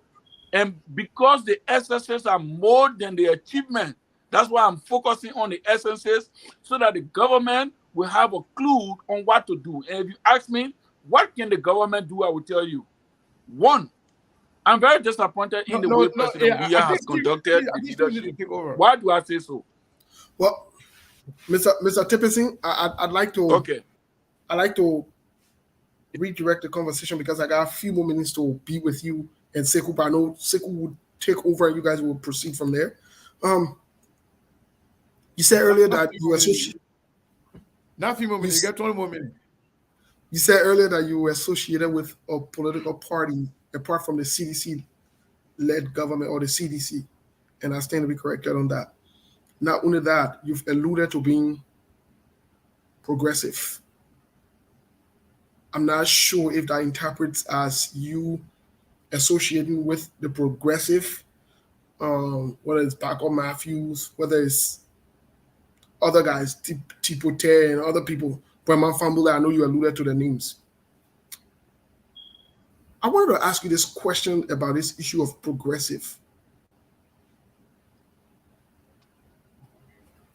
What do you make of progressive and bribery? Because it seems as though most of the young people who claim, quote unquote, to be progressive are either involved in some form of bribery, whether it's from the government or from someone. What do you make of that? Because you alluded to being called by the power that be or other people in authority to support them. What do you make of those two things I just said? Well, that's a very good one. I'm pretty sure if someone took their phone today and called Mr. Shirley, Robert, and said, Robert, do you know Tipayson? Does he stand for something? I'm pretty sure he's going to speak well of me. We all have different definitions of being a progressive. And the reason why I associated with the progressive in 2017, I told you that we went for a convention, right? And at that convention, I was contesting the CDC convention. I was contesting as the vice chair for administration, the next to Jeff, the position Jeff, the current Jeff, Josephine David occupies in the youth league. And because of what went wrong, when I left the convention hall, I resigned right there. That I wasn't taking part again in the convention. I turned off my ambition to contest the convention, and I left. When I left, Mr. Tipayson, let me hold you there because Mr. Tipayson, party because in my opinion, Mr. Tipayson, let me hold you there really quick. Let me hold you there before you continue with your thought, please. Yeah. I don't normally interrupt people, but let me hold you there because there seems to be a confusion here, and you need to clarify this. You said you are not a member of CDC. How do you contest for an office within CDC? How does that work? No, he said he used to be. He said he used to be. He said he's now okay. He's not a member. Yeah. Okay. Okay. Thanks for that clarity and that context because I was a little confused there. Go ahead, please. Go ahead. Oh yeah. Okay. So I made it clear that I was a member of the CDC. Yeah. I am no longer a member. I took my active membership and I've placed it under the rug. I am not a member. But the Congress for Democratic Change, the philosophy of the Congress for Democratic Change, I'm not talking about the coalition. I don't know where the coalition for Democratic Change is taking Liberia. But the Congress for Democratic Change that we associated with, I was a member. And I play role, I play my part. So in answering the question, there are different ways people see progressives. As for me, I'm not saying I'm 100%. I have my own SSS. I have my own thoughts. I can slip along the way. But trust me, if you want me to join you in your quest, most especially a political quest, it won't be on the basis of money. And I know that Big Brother Senator DeLong can attest to that. I know there are several people who have made mark in the country politics. When you call my name to them to discuss, they will say all they want to say. But trust me, they will have to speak well of me in some areas. So I'm a progressive in the sense that I want to see the society evolving with more good things. That is my definition of being a progressive. And like I was saying, when I joined the progressive, I did it because, trust me, 2017, if I supported Mr. Cummings without knowing him, they will say I've taken money from Mr. Cummings.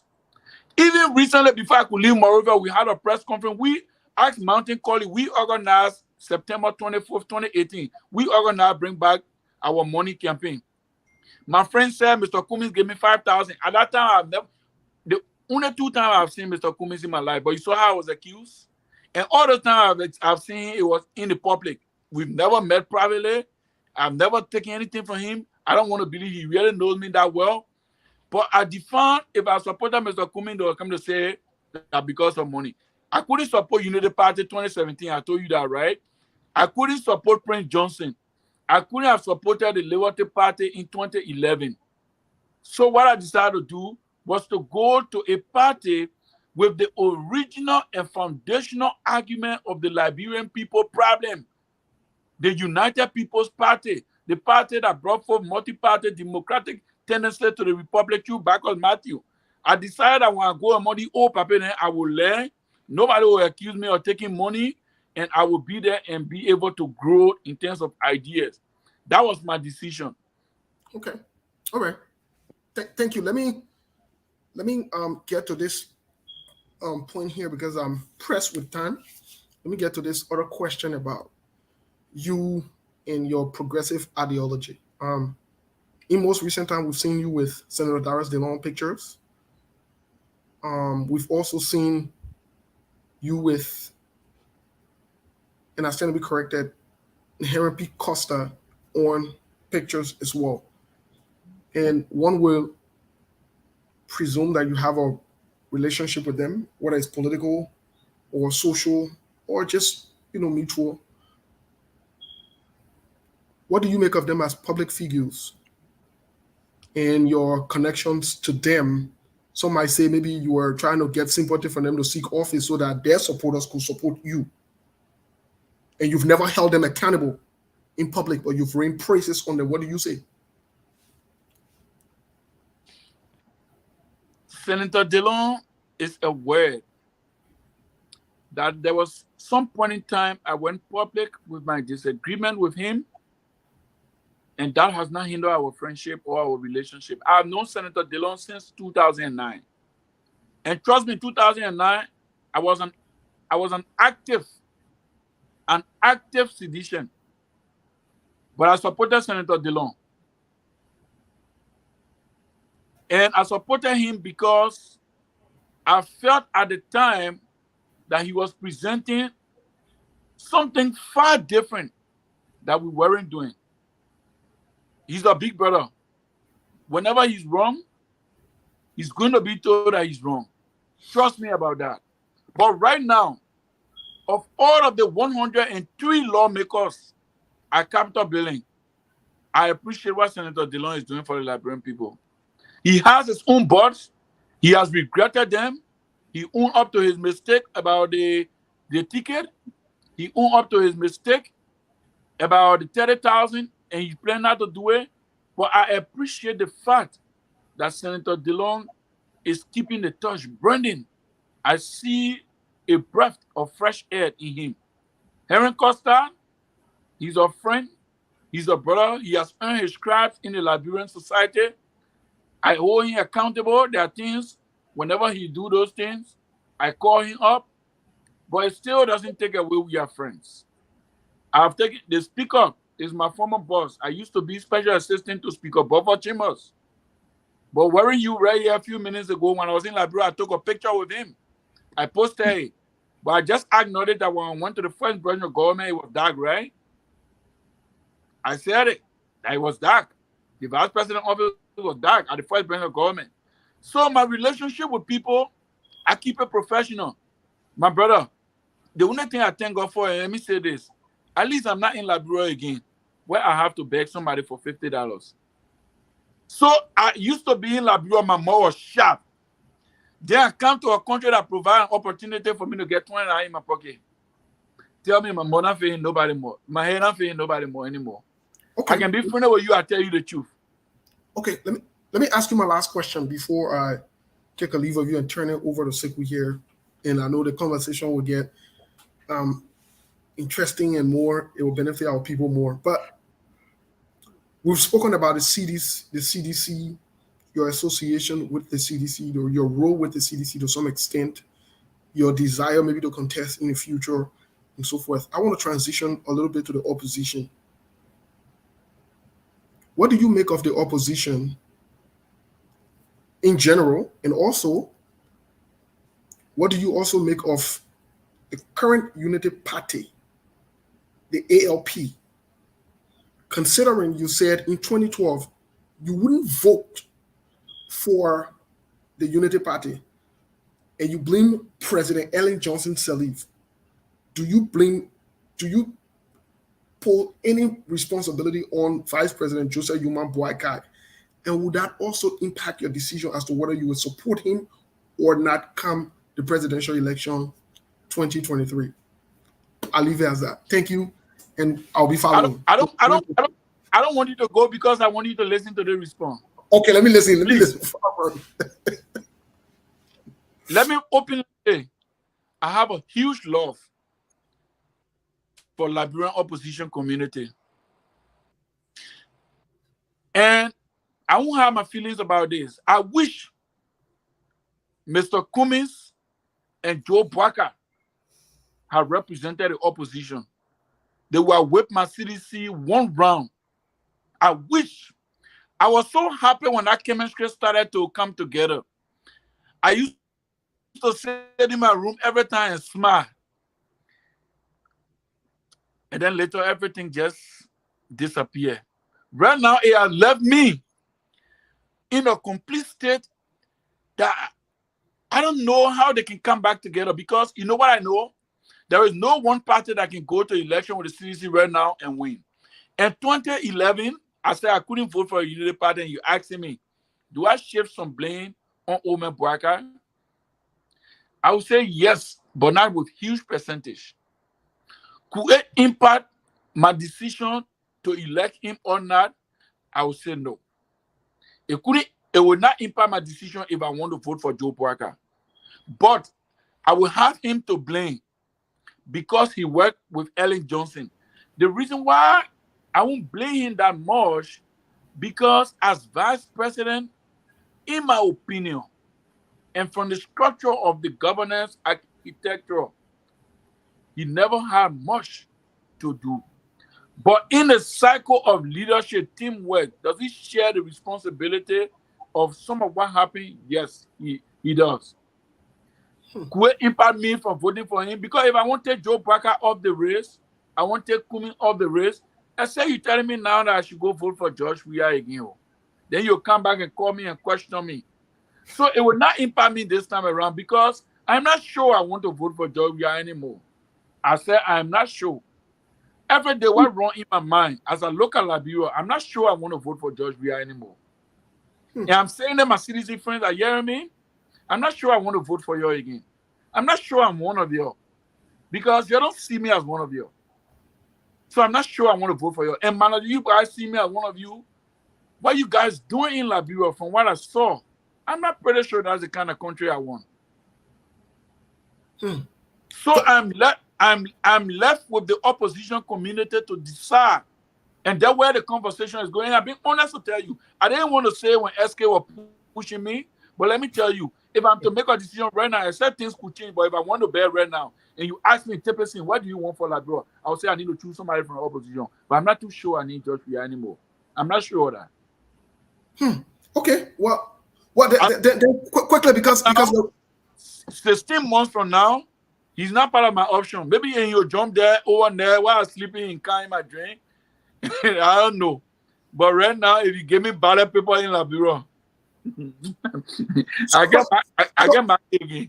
So, Michael, I want to get this thing clear, Mr. Tipayson. I definitely wanted to get this thing clear, and just for the record's sake, we have other members in the opposition that are now maybe Jose Yuma Bwaka or Alexander Cummings. We have Tiawan Gonglo. We have my boy who's on a house arrest. That Dokase. I was leaning towards him until he got on house arrest. But let's come to a fact here that I'm getting from you. And we have to be clear about these things, especially being a young man who wants to lead or so forth. It seems as though you've consistently stated that you've seen people do the wrong thing. You give them thought, or you put it on them that they've done the wrong thing. Yet, you would still say that you don't regret, or you wouldn't regret supporting them, even though you know that they've done the wrong thing. Is that what you are saying? Because you said the same thing about President George Weah. You just said the same thing about former Vice President Joseph Yuma Boakai. So I thought the President George Weah was just a moment of let me get away with this. But is this what you're saying to the Liberian people? Just so we are clear. Let's be clear. I could be bad. My brother could also be a bad man. But the level of degree towards people, my level of wickedness, could probably supersede my brother's own bad ways. And what do I mean? Let me come to tier one. I was in Liberia a few days ago. As a matter of fact, just 2 weeks ago, I was in Columbus, Ohio, and I met with Councillor Tier 1 Gonglo. When I was in Liberia, I did not have my feelings about Councillor Gonglo. I told Liberians when I appeared at Sempi and CO that Wari said, we are not placing him on the table for discussion because he doesn't have money. But when our case are arrested, we call him to provide free lawyer services for him. He's somebody who has lived his life for more than 20, 25 years as an integrity man to understand that the U.S. government, through the office near Monrovia, the embassy, recognize him as somebody who has integrity, but yet and still, we're looking for good leaders. So I was asking my friends, why are we not discussing him? I have not taken him off my ladder as a leader. I just need to understand his plans more. Trust me, I said this. Whoever I'm going to support, I need to know what your plans are and how you intend to implement your plan. Councillor Gonglo having a good intention as an integrity man at one thing. What is his plan for Liberia? How do I understand his plan? How do I fit the Liberian society with his plan? I'm not saying I could vote for Joseph Boakai because I attach something to him and I want to repeat it. No. I'm saying it because the options are not many. And we are waiting the options. He could be a bad man. He has his own fault politically. But he has his own good side. And then look at what the Liberian people want. Is one thing that we should not forget. When you go to Liberia right now, JNB is a serious option for discussion for the next president or the next election. He's a serious discussing point in Liberia right now.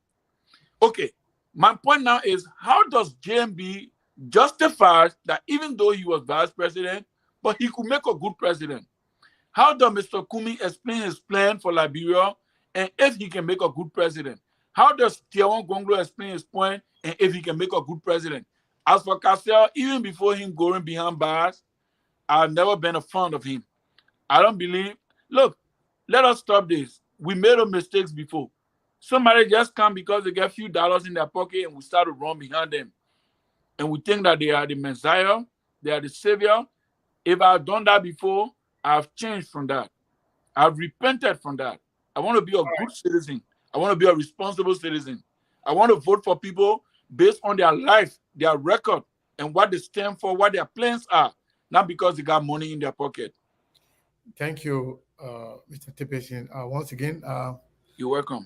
As always, I admire your courage, your eloquence, and your understanding of issues when it comes to Liberia. But my only problem with you, I just told you that. Trust me, I like you. You're a young guy who I believe you're very intelligent. I just want to make a few announcements before we can proceed. We are not done yet. So, okay. So I know you said you really got prepared for this conversation, and I like that because SKTV is not just any kind of platform where people engage in gossip and all that stuff. We discuss real issues, and we want to make sure we continue to do that, and that gives us exactly where we are right now. If you count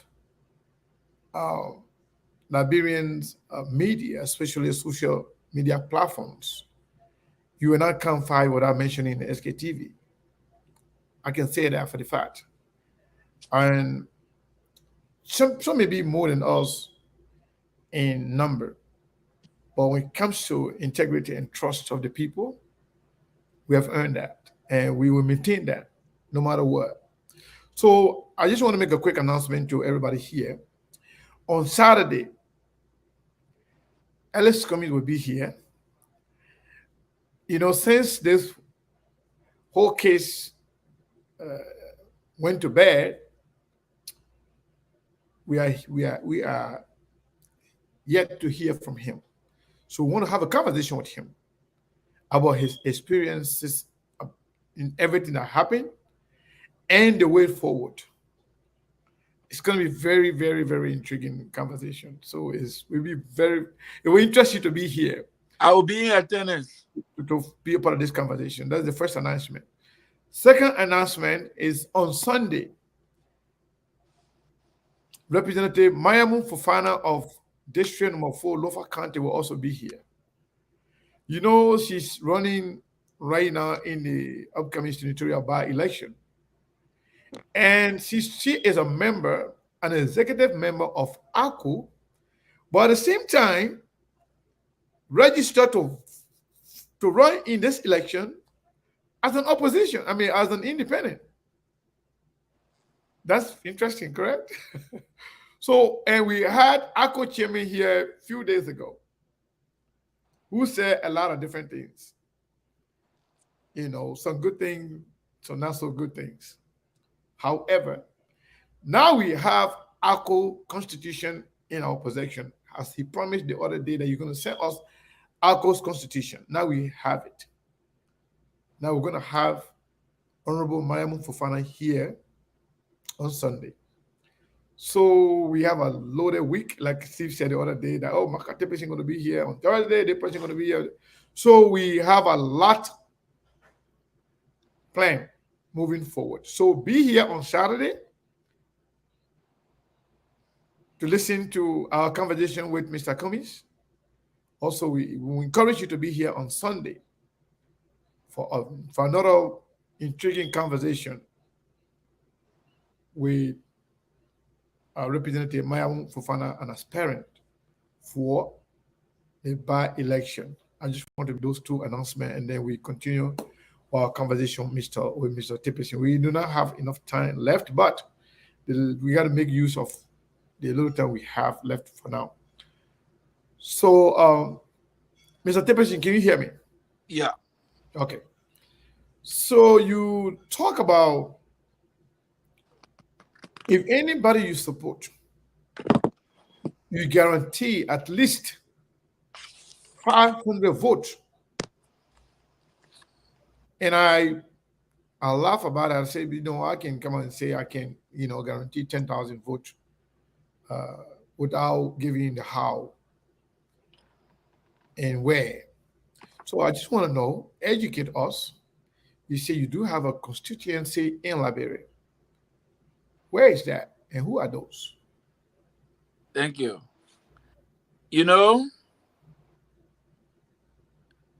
One good thing about life and situation, it has to do with interpersonal skills.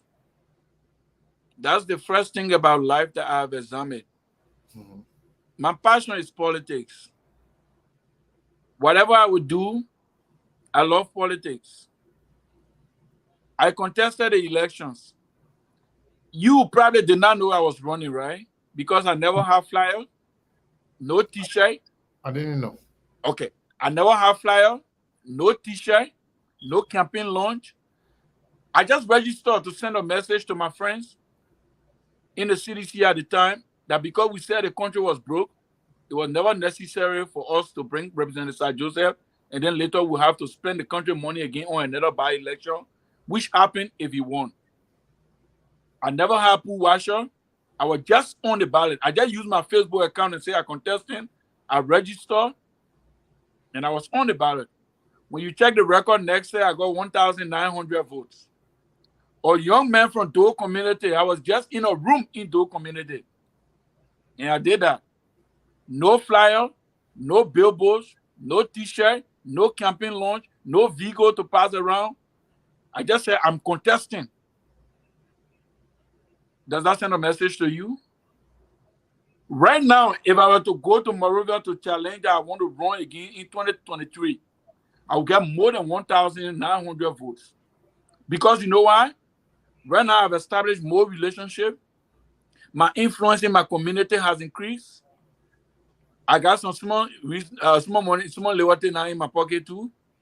You saw I've been donating some money around, right? I own Sky with them places elaborate way. But right now, I can afford vehicle to visit several attire centers. Right now, I can ask you, Sekou, that please contribute $1 to buy a t-shirt for me. I can print a flyer. I can hire pool washers right now. So imagine I will get more than 1,900 votes as compared to when I just announced that I was running and I just ran. That's one. Two, I got a strong relationship with my community, the whole community. And thank God for his grace. There are many people. The reception you saw on Facebook Live was not the real reception I got from Doe Committee. And I want to use this platform to say, the people of Doe Committee, I love you and I thank you for recognizing me. I saw how our mothers pulled on me when I went to Doe Community. How our friends, I know how many people who come up to me to say, even though this has happened, but 2023, whoever you want us to support, we will support that person. I appreciate every one of them. And trust me, I just said 500. But yes, I got one vote. But if I decide to support somebody, you guys, you are bringing something to the table. So in answering the question, it means that when I say who they are and where, you are talking about Doe community and the people. Not just Doe community. No, not just Doe community. Okay. The entire Mosferado, that's one. Mm-hmm. But where you think? I was born in Plebo Hospital Camp, Maryland. I worked with Dr. Buffer Chambers before. We visited the entire Maryland. My parents came from River G. I've been to Nimba. I've been to Grand Basso. I appeared at the Intellectual Center in Grand Basso. I know folks in Mangibi. And trust me, even in a strange county that I don't know anybody right now, SK, this is the power of an intellectual. Even on UNU campus, let me say this, right? The power of an intellectual, you take me anywhere right here right now, you carry me to any part of the bureau. Once I start to raise contradictions, I will attract followers. And to be honest with you, this is the only thing I know, the special grace I know, one of the special favor I know God gave me. Let me place it that way. People love me. Okay. So with among all the big platforms and other platforms in the Liberian community here in the diaspora and in Liberia, why you decided to come on SKTV? That's a good one. Especially this time around. Prior to your coming on, I acknowledge the work you people do. I won't take it from Spoon. At some point in time, Ben Senvi reached out to me. And I will give this story about Ben Senvi. When he went out to become senator of Mosferado, he called me, and probably he's watching this show. He said, Tipayson, I said, yes. He said, Senator Joel Howard Taylor told me because she was inborn. Uh-oh. Your internet started again.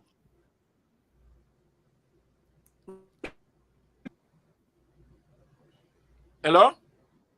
I think your internet started again. Now you're breaking out. But are you getting me right now? I got that, but it didn't break in. But go ahead.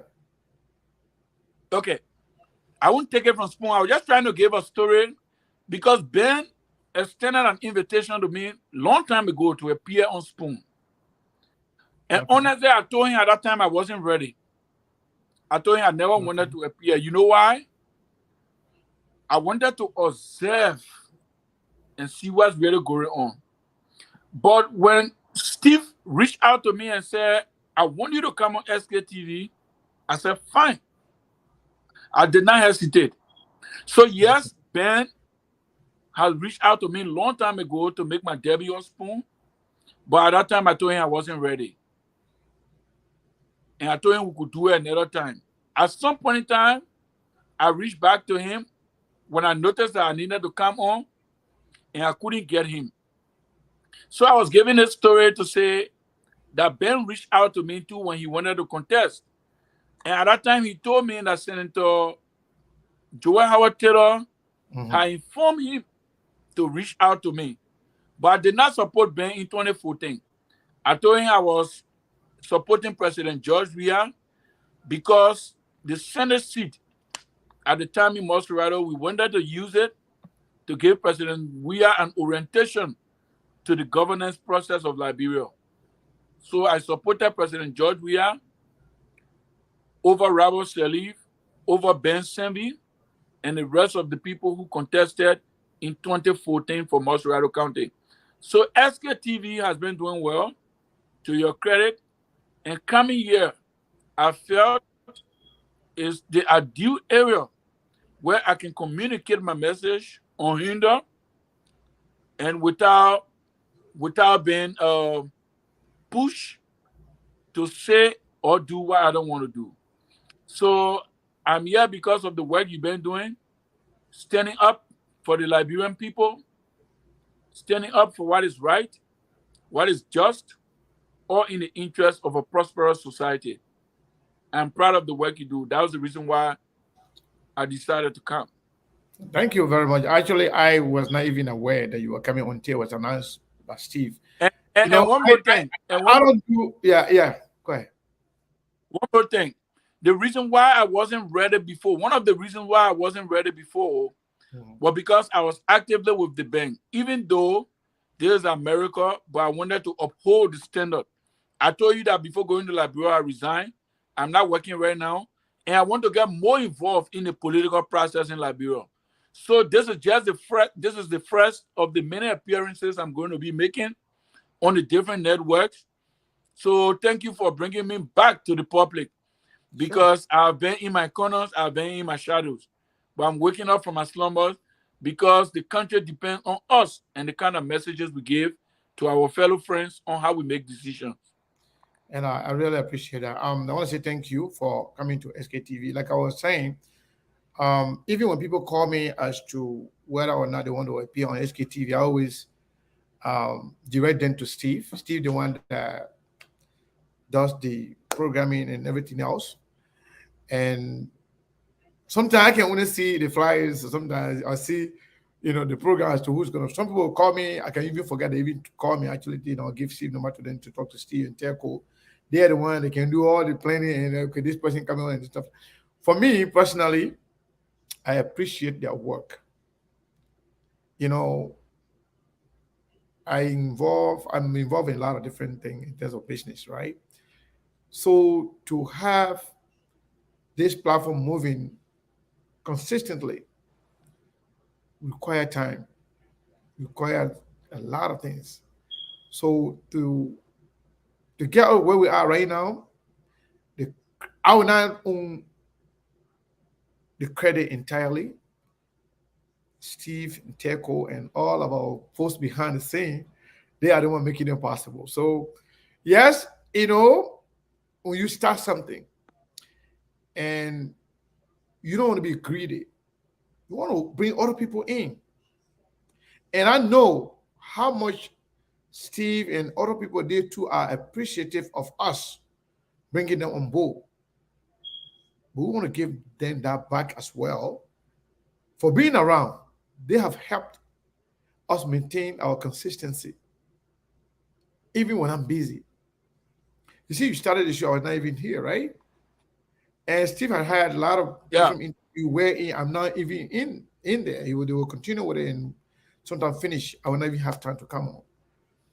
But let me say this to you and few folks, talking about young guys. Christmas was one of them. May his so rest in peace.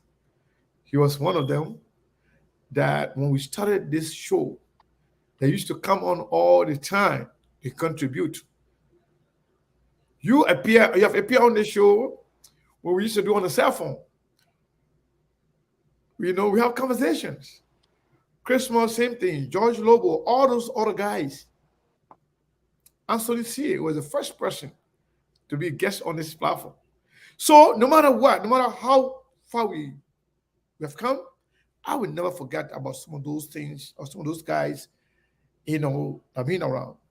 And that's why some people will tell us, oh, you can bring presidential candidates, senators, ministers on this platform. Then when you're ready, you bring all kind of people. And I say, this is not all kind of people. Those are the people that make this platform. All kind of people? No, nobody is all kind of people. Everybody is somebody, just depending the way you look at them. And I just want to recognize all of you guys, especially young people in politics. I want to encourage you to do whatever you are doing right now. Down the line, you will learn a lot. To you now, you've been in it for a while, but trust me, you still have a lot of learning to do. And we are human beings. Like, for example, I'm a Muslim. The belief of a Muslim is that Islam encourages us that you should start learning from the day you were born to the day you will die. So that means you will never finish learning. So as a politician, whatever you are doing, continue doing it, but always open to learning new things, and you will go very, very high. So before we go, I want to ask you one last question. Um, you say you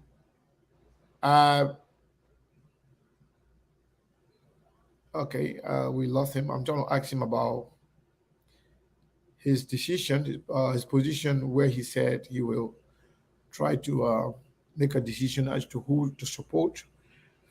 And we also understand that he's going to be doing it. You're going to be choosing somebody from the opposition. So I wanted to ask a question in that direction. Hopefully he gets back. I think he's here. All right. So I was going to ask you, since we are over the 2 hour mark, but we are about to close now. But I want to ask you this question. First of all, do you want me to open the line for at least 10 minutes to entertain calls from people, or you are busy, you want to go now? Before I ask you my last question. If you busy, have a tight schedule, no problem. We can bring you next time. But if you're good, then we can open the line, at least take 3 or 4 or 5 questions from audience. Then you can answer those, and then before we can close. What do you think? Well, one thing I've learned is I'm an open-minded person. I accept views of people. So I welcome you taking people for them to express how they feel. That would be a good thing. I don't have a problem with that. Okay, so we'll do that. So answer my last question, then I'll open the line for other people. Okay. So on the issue of your decision making as to who you would like to support, in making that decision, you want to consult your family, some of your key supporters, and some close friends that contribute to your decision making. And if you decide to do that, how close you want to be? Do you want to just be a supporter, a distant supporter out there who just there making the case for this person?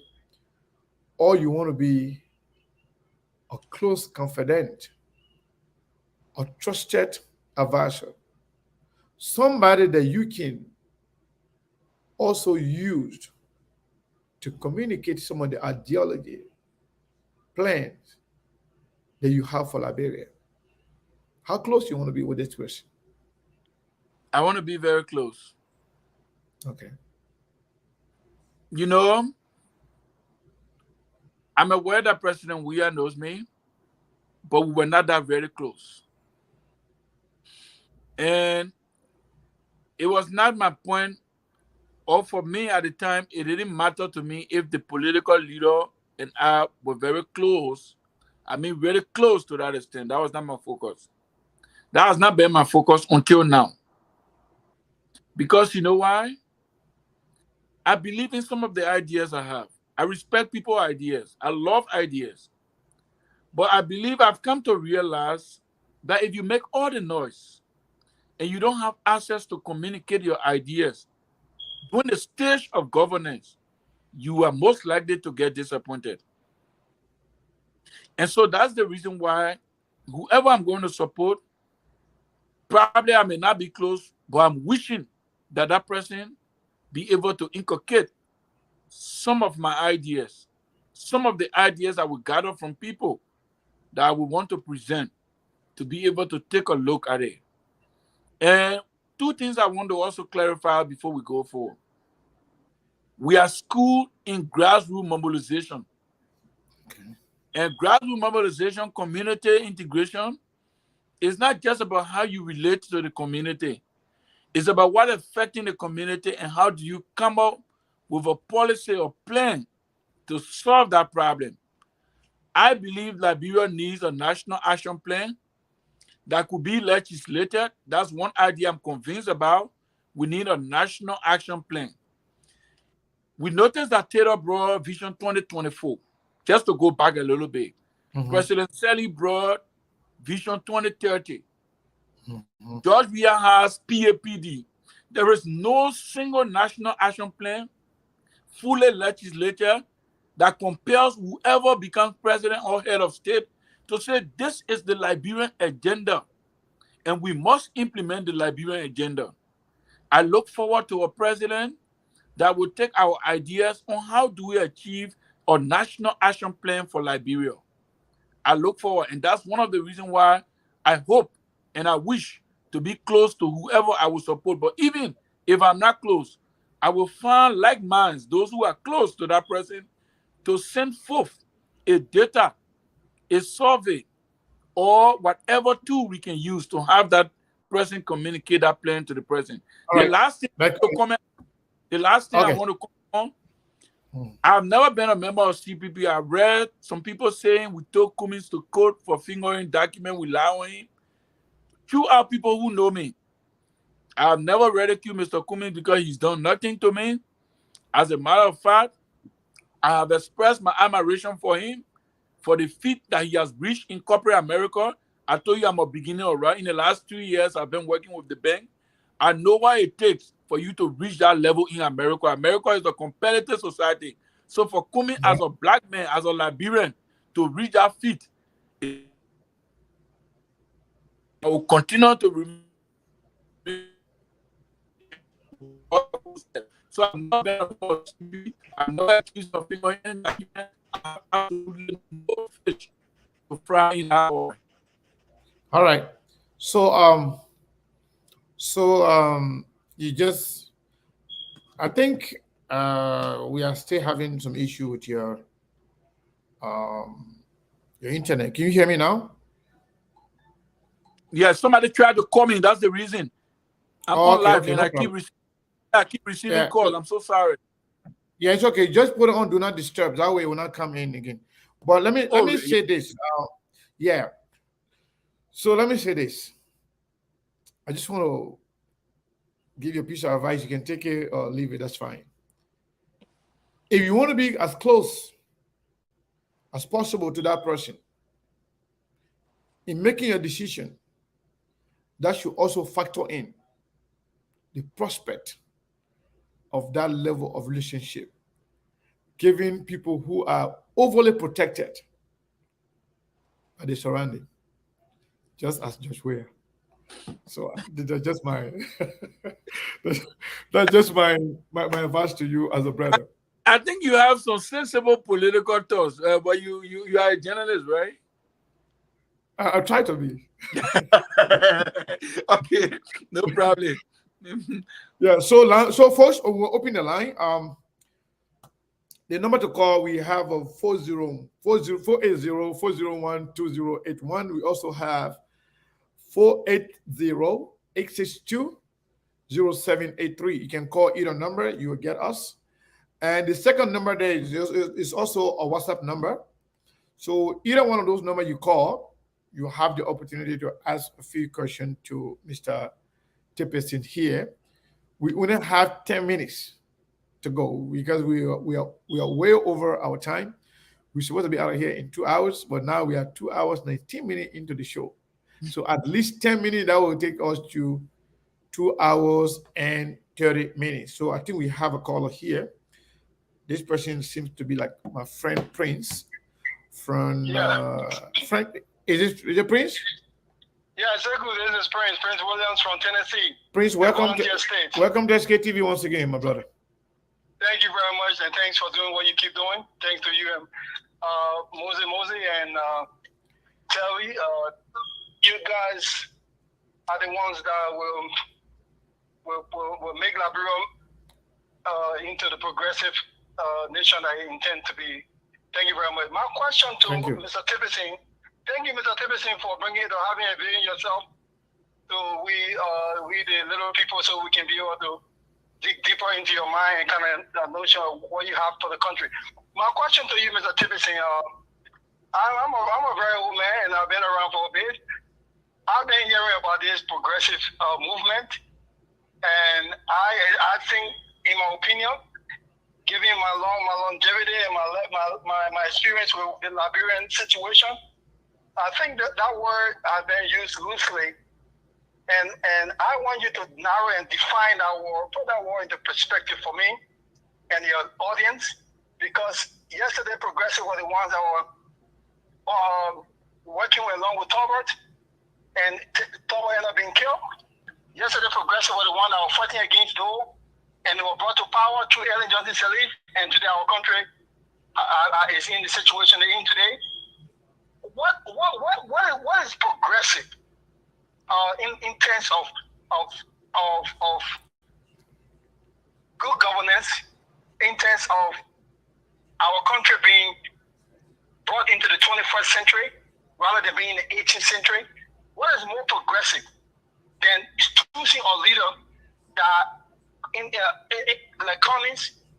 And I'm not saying in Cummings in the sense of coming in terms of an individual, but there are many Cummings out there who are fighting the status quo, who are fighting those people who pretend, who say all the right things, who give all the right political. I want you to learn, Prince. We don't have enough time. A lot of people calling, please. Yes, when they get to power, they end up being, our country becomes stagnant and in the same place, and we keep doing the same thing over and over, expecting a different result. What is progressive? Please tell us, because I see you right thank you. Here of not endorsing or supporting anybody on the 2 weeks before the election. Can you tell us, please, Mr. Tipayson? All right. Prince, thank you very much. Let's go to the line here to take another caller. Caller 612, please hold the line. We have a caller before you. Let's go to that caller here. Caller, what is your name and where you calling from? Okay, that will drop that person. That person dropped. Let's go to the 612 number. Caller 612, the last 4 digit 9634. What is your name and where you calling from? Hey, this is the Undercover Sedition. How are you? Hey, Ben, how you doing, Ben? This is the Undercover Sedition from Minnesota. Yeah. Well, I'm a little bit confused with certain things that brother said, but to be honest, I did enjoy your pushback because a lot of those pushbacks, I also share the same sentiment. But however, there was certain things that he said about WIA. He said at the time, WIA was not president. So when WIA became president, it was when they started to push back. But my question to him was that, what did WIA do in his past that led him to have chosen WIA? Because WIA was a senator. Was there anything that WIA did in the Senate that might have convinced him? Let him tell us, because we really want to know what WIA do. Yeah. All right, my brother. Thank you very much. You get a question, right? Yeah. All right. Yeah. Thank you. So let's take another caller here. We have a lot of caller here. Hold on. Caller. Hold on. Hey, this caller here. You have to tune off your monitor or tune it down. And I'm talking about the caller with 401 and the last 4 digit is 7150. What is your name and where you calling from? Yeah, this is Prince Walker, call from Rhode Island. Prince Walker from Rhode Island. What is your question for Mr. Tipayson? Yeah, good afternoon, Mr. Tipayson. How you doing? I'm great, man. Good afternoon. Yeah. I understand all your explanation, clean and color clean, and Chico said that you want to be contradictory, and I understand from where you speak. But I thank God you came to come and see the arrow.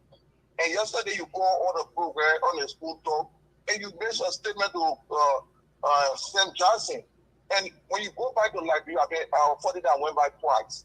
And when you go back to Liberia, you see some different, and the difference is in a negative perspective. And my question to you: what food and what message will we preach to our brother that when we get back to we trust us?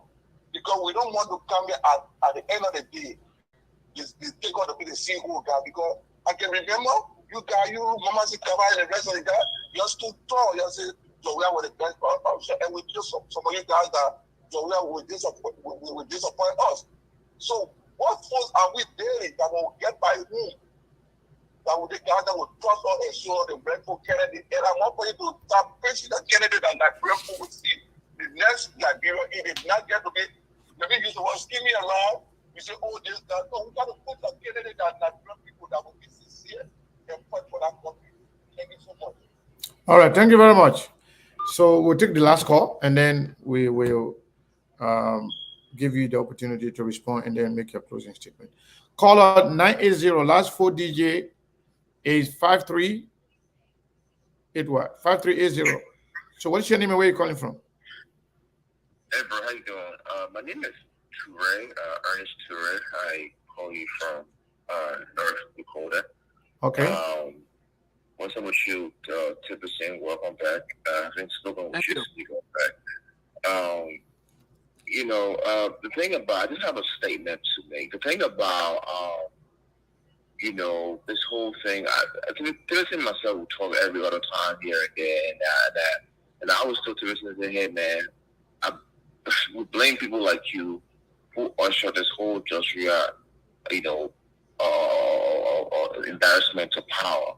Because when we were sitting on the fence, when I used to sit in the fence, but when we were actively advocating against Joshua presidency, you guys thought we were crazy. You thought we were, anti-Joshua president. But we just saw Joshua himself, how productive he could have been as a leader, and people around him, how unprepared they were, and it just all didn't just make sense. And so now Joshua is in power right now. Typically, a brother of mine is talking about, oh, well, we want to, regretting we do this, we do that, we do that. At this point, it makes no sense because your articles are damaged. My thing is, I would just tell Tipayson right now, I'm not going to listen to Tipayson going forward if he's going to support any candidate because while the first advocacy he made has proven to be of no truth or proof to Liberian people. What makes me so sure now is Tipayson was to post my hands up right now. I'm going to follow that person. They are the one that got us in this mess. The whole Joshua fiasco. Thank you. Are the ones. Thank you, sir. Thank you very much. The last one now. People, when you open the line, the calls can be crazy. So, caller, what is your name and where you calling from? 612, last 4 DJ 2047. Yeah, my name is Isaac. I'm calling from Minnesota. Your name is? Isaac Scott. I'm not hearing your name, but anyway, it's okay. Go ahead. Yeah, my name is Isaac Scott. Oh, Isaac. All right. Sorry, Isaac. I'm not hearing you. You were not coming too clear, but it's good. Go ahead. I've been following your video against make mention serious couple of things. But my question to him is, what motivates him to follow George Weah? Are you hearing him? You okay? You're sounding very low. Just speak a little louder if you can, please. Yeah, I'm asking him. I said, what motivates him initially? All right. To give his support to George Weah, to be a best candidate for the Latino people. And now, why from him to break away now? All right. Thank you. Continue his decision. All right. Yeah, I think he got your question. Thank you very much, sir. So, folks, we will not take any more calls. Please stop the call now. Let me take down the the numbers. But so, Mr. Tipayson, it's all yours. Do as fast as you can. I don't Yeah, want you to sure. spend on one, so we already out of time. Time, I'm yeah. not running you out, but take your time, but just you know, just be conscious So of time. That's I all. Yeah. I will begin. I will begin. Let me first just say thanks to the callers. I will begin with Isaac. He asked me, he comes from Minnesota. I think we are in the same state. Hopefully, we can get to see. But he's asking me what motivated me to follow President Weah and why the breakaway. I would say this: if you want a beautiful young woman and you meet her, the both of you have consensus. There is something that must attract you to her being pretty because the first thing, just by seeing her, you may fall to the beauty, but you look forward to other characteristics. So when you meet this lady, her beauty attracted you, you get to know her, you enter into a relationship, and she turns out to be what you don't expect. And it's vice versa. The lady meet this guy, and he turned out to be something different. Breakaway is imminent. So I am not with the CDC because it was like a beautiful girl. And trust me, I want to emphasize on this. This coalition, I don't know where it's taking Liberia. I know about the Congress for Democratic Change. I don't know about the coalition because I think the coalition messed everything up. But the Congress for Democratic Change, our plans were good. Our anticipation for Liberia was better. So if I am not seeing it, that's my constitutional right to associate. And so I want to receive my membership. I say I've placed my membership on the road. I'm not pretty sure I'm taking from Isaac. Then we had a caller from North Dakota, Ture. He want to blame us. I think it's an old song that we've sang on this show. People trying to take want us to take responsibility, blame us for the misrule. I won't say you should blame us, Ture. Blame the misrule, misrepresentation, bad governance in the Republic before George Weah. Try to bring them because if Liberia had a standard of the kind of leadership we see around the world, probably many people like Tipayson would have thought different before electing George Weah. But because of the bad leadership, misrule, squandering of our resources, so many became vulnerable that a man from the slum who slept on a mosquito like us, who changed the situation so that rats and roaches will leave our rooms. So I would say, don't blame me for electing George Weah or believing that he would have gotten us to a paradise, but blame the misleadership, misrule, bad governance, corruption that made us to believe that George would have done a different thing from what was happening. There were two prints that called, one from Tennessee and one from Rhode Island. Let me talk to the one who called from Tennessee. He spoke about the progressives. What's the role of the progressives? And Cummings is a progressive according to him. I said there are different interpretations and definitions of being a progressive. I know the progressive of the past were young men and women who challenged the status quo to get us where we are. I'm not going to rubbish their role play because they gave us an opportunity, access to multi-party or pluralistic democracy, if I would say. They brought the status quo and they took us away from the past. Cummings being a progressive, one could argue, yes, I think he's a break away from the past, but my message to him is that he needs to be more focused on engaging with the people. It's all about the people. But that is another thing for another day. I'm not a Cummings supporter. I'm not going to step praises to him, but I admire him. And I've always said that Cummings is a breakaway from the past. You can't take that away from him. Clean money, no war association, no trace of corruption, but he needs to focus with the people, and his supporters will kick up from there. And then the prince from Rhode Island said, what message can we give to our followers? I was in Liberia for 1 month, and some of the messages that we took back home was about telling our people that America, Europe, Asia, all the other different continents, people who live there, they are not people of a different God, and we are not people of a lesser God. If America could be like this or is like this, what happened in Liberia cannot be like that. I was telling a friend just 1 week ago, I said, what if Liberia even model after Hennepin County in Minnesota. And those who live in Minnesota know Hennepin County budget is in, like, I think the last time we were checking, it was about $2 billion. So if Hennepin County, just a county in the United States, has a more prosperous GDP and in terms of economy is so vast than an entire republic, why is it we can model after one small state? So the message we're taking back home is that to have a country that is better is based on decisions. And many people keep emphasizing about what we did. My dear friends and my brothers, Liberians, don't blame us for what we did. I will say to you, the reasons that make us to believe that George Weah was the best, those are the reasons and people you should blame. But don't blame us. I think I've touched on all of the colors. My closing comment, if you give me the time. Of course, go ahead. I will say thank you. I look forward in the coming weeks or months to be back to announce who do I support and why.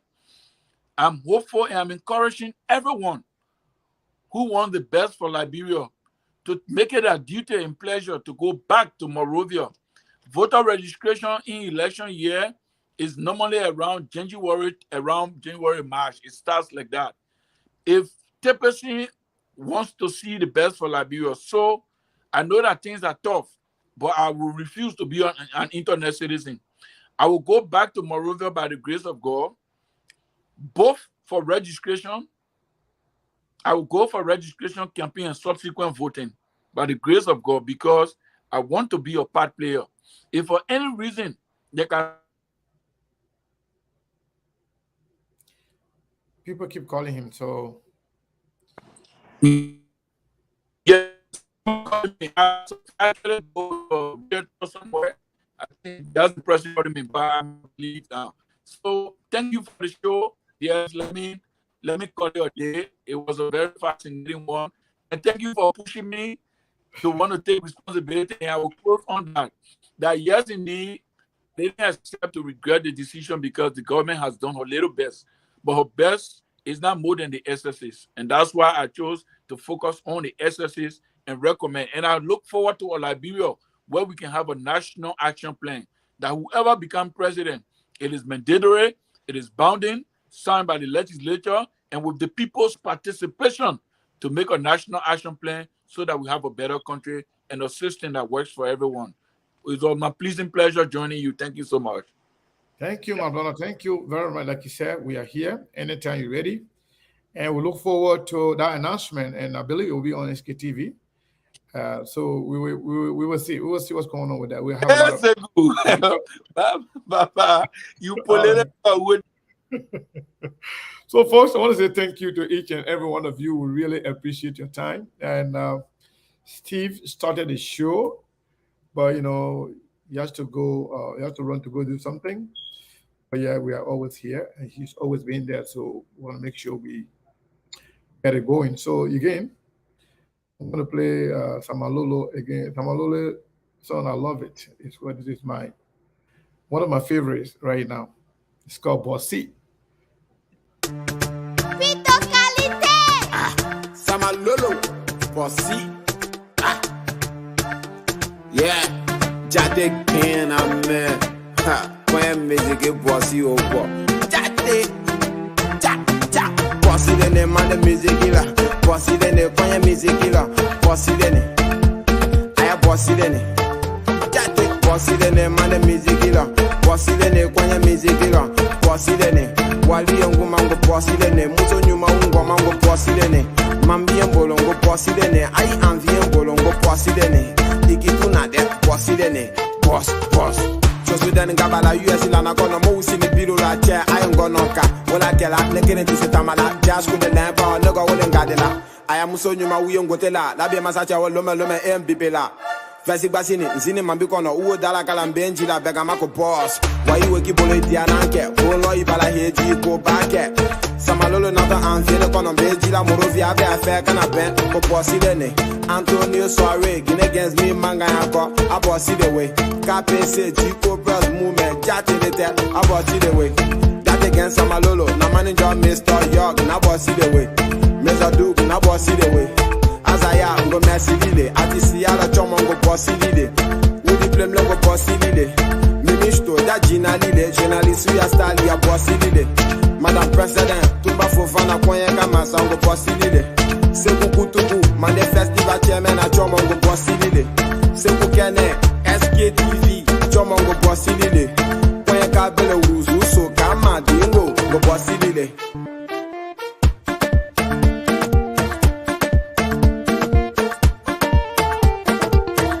Politics about la bossitile. Yama be sanze do bana si la bossitile.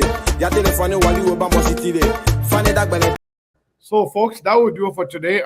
Don't forget, on Saturday, Mr. Alexander Cummings, the political leader of ANC, will be here.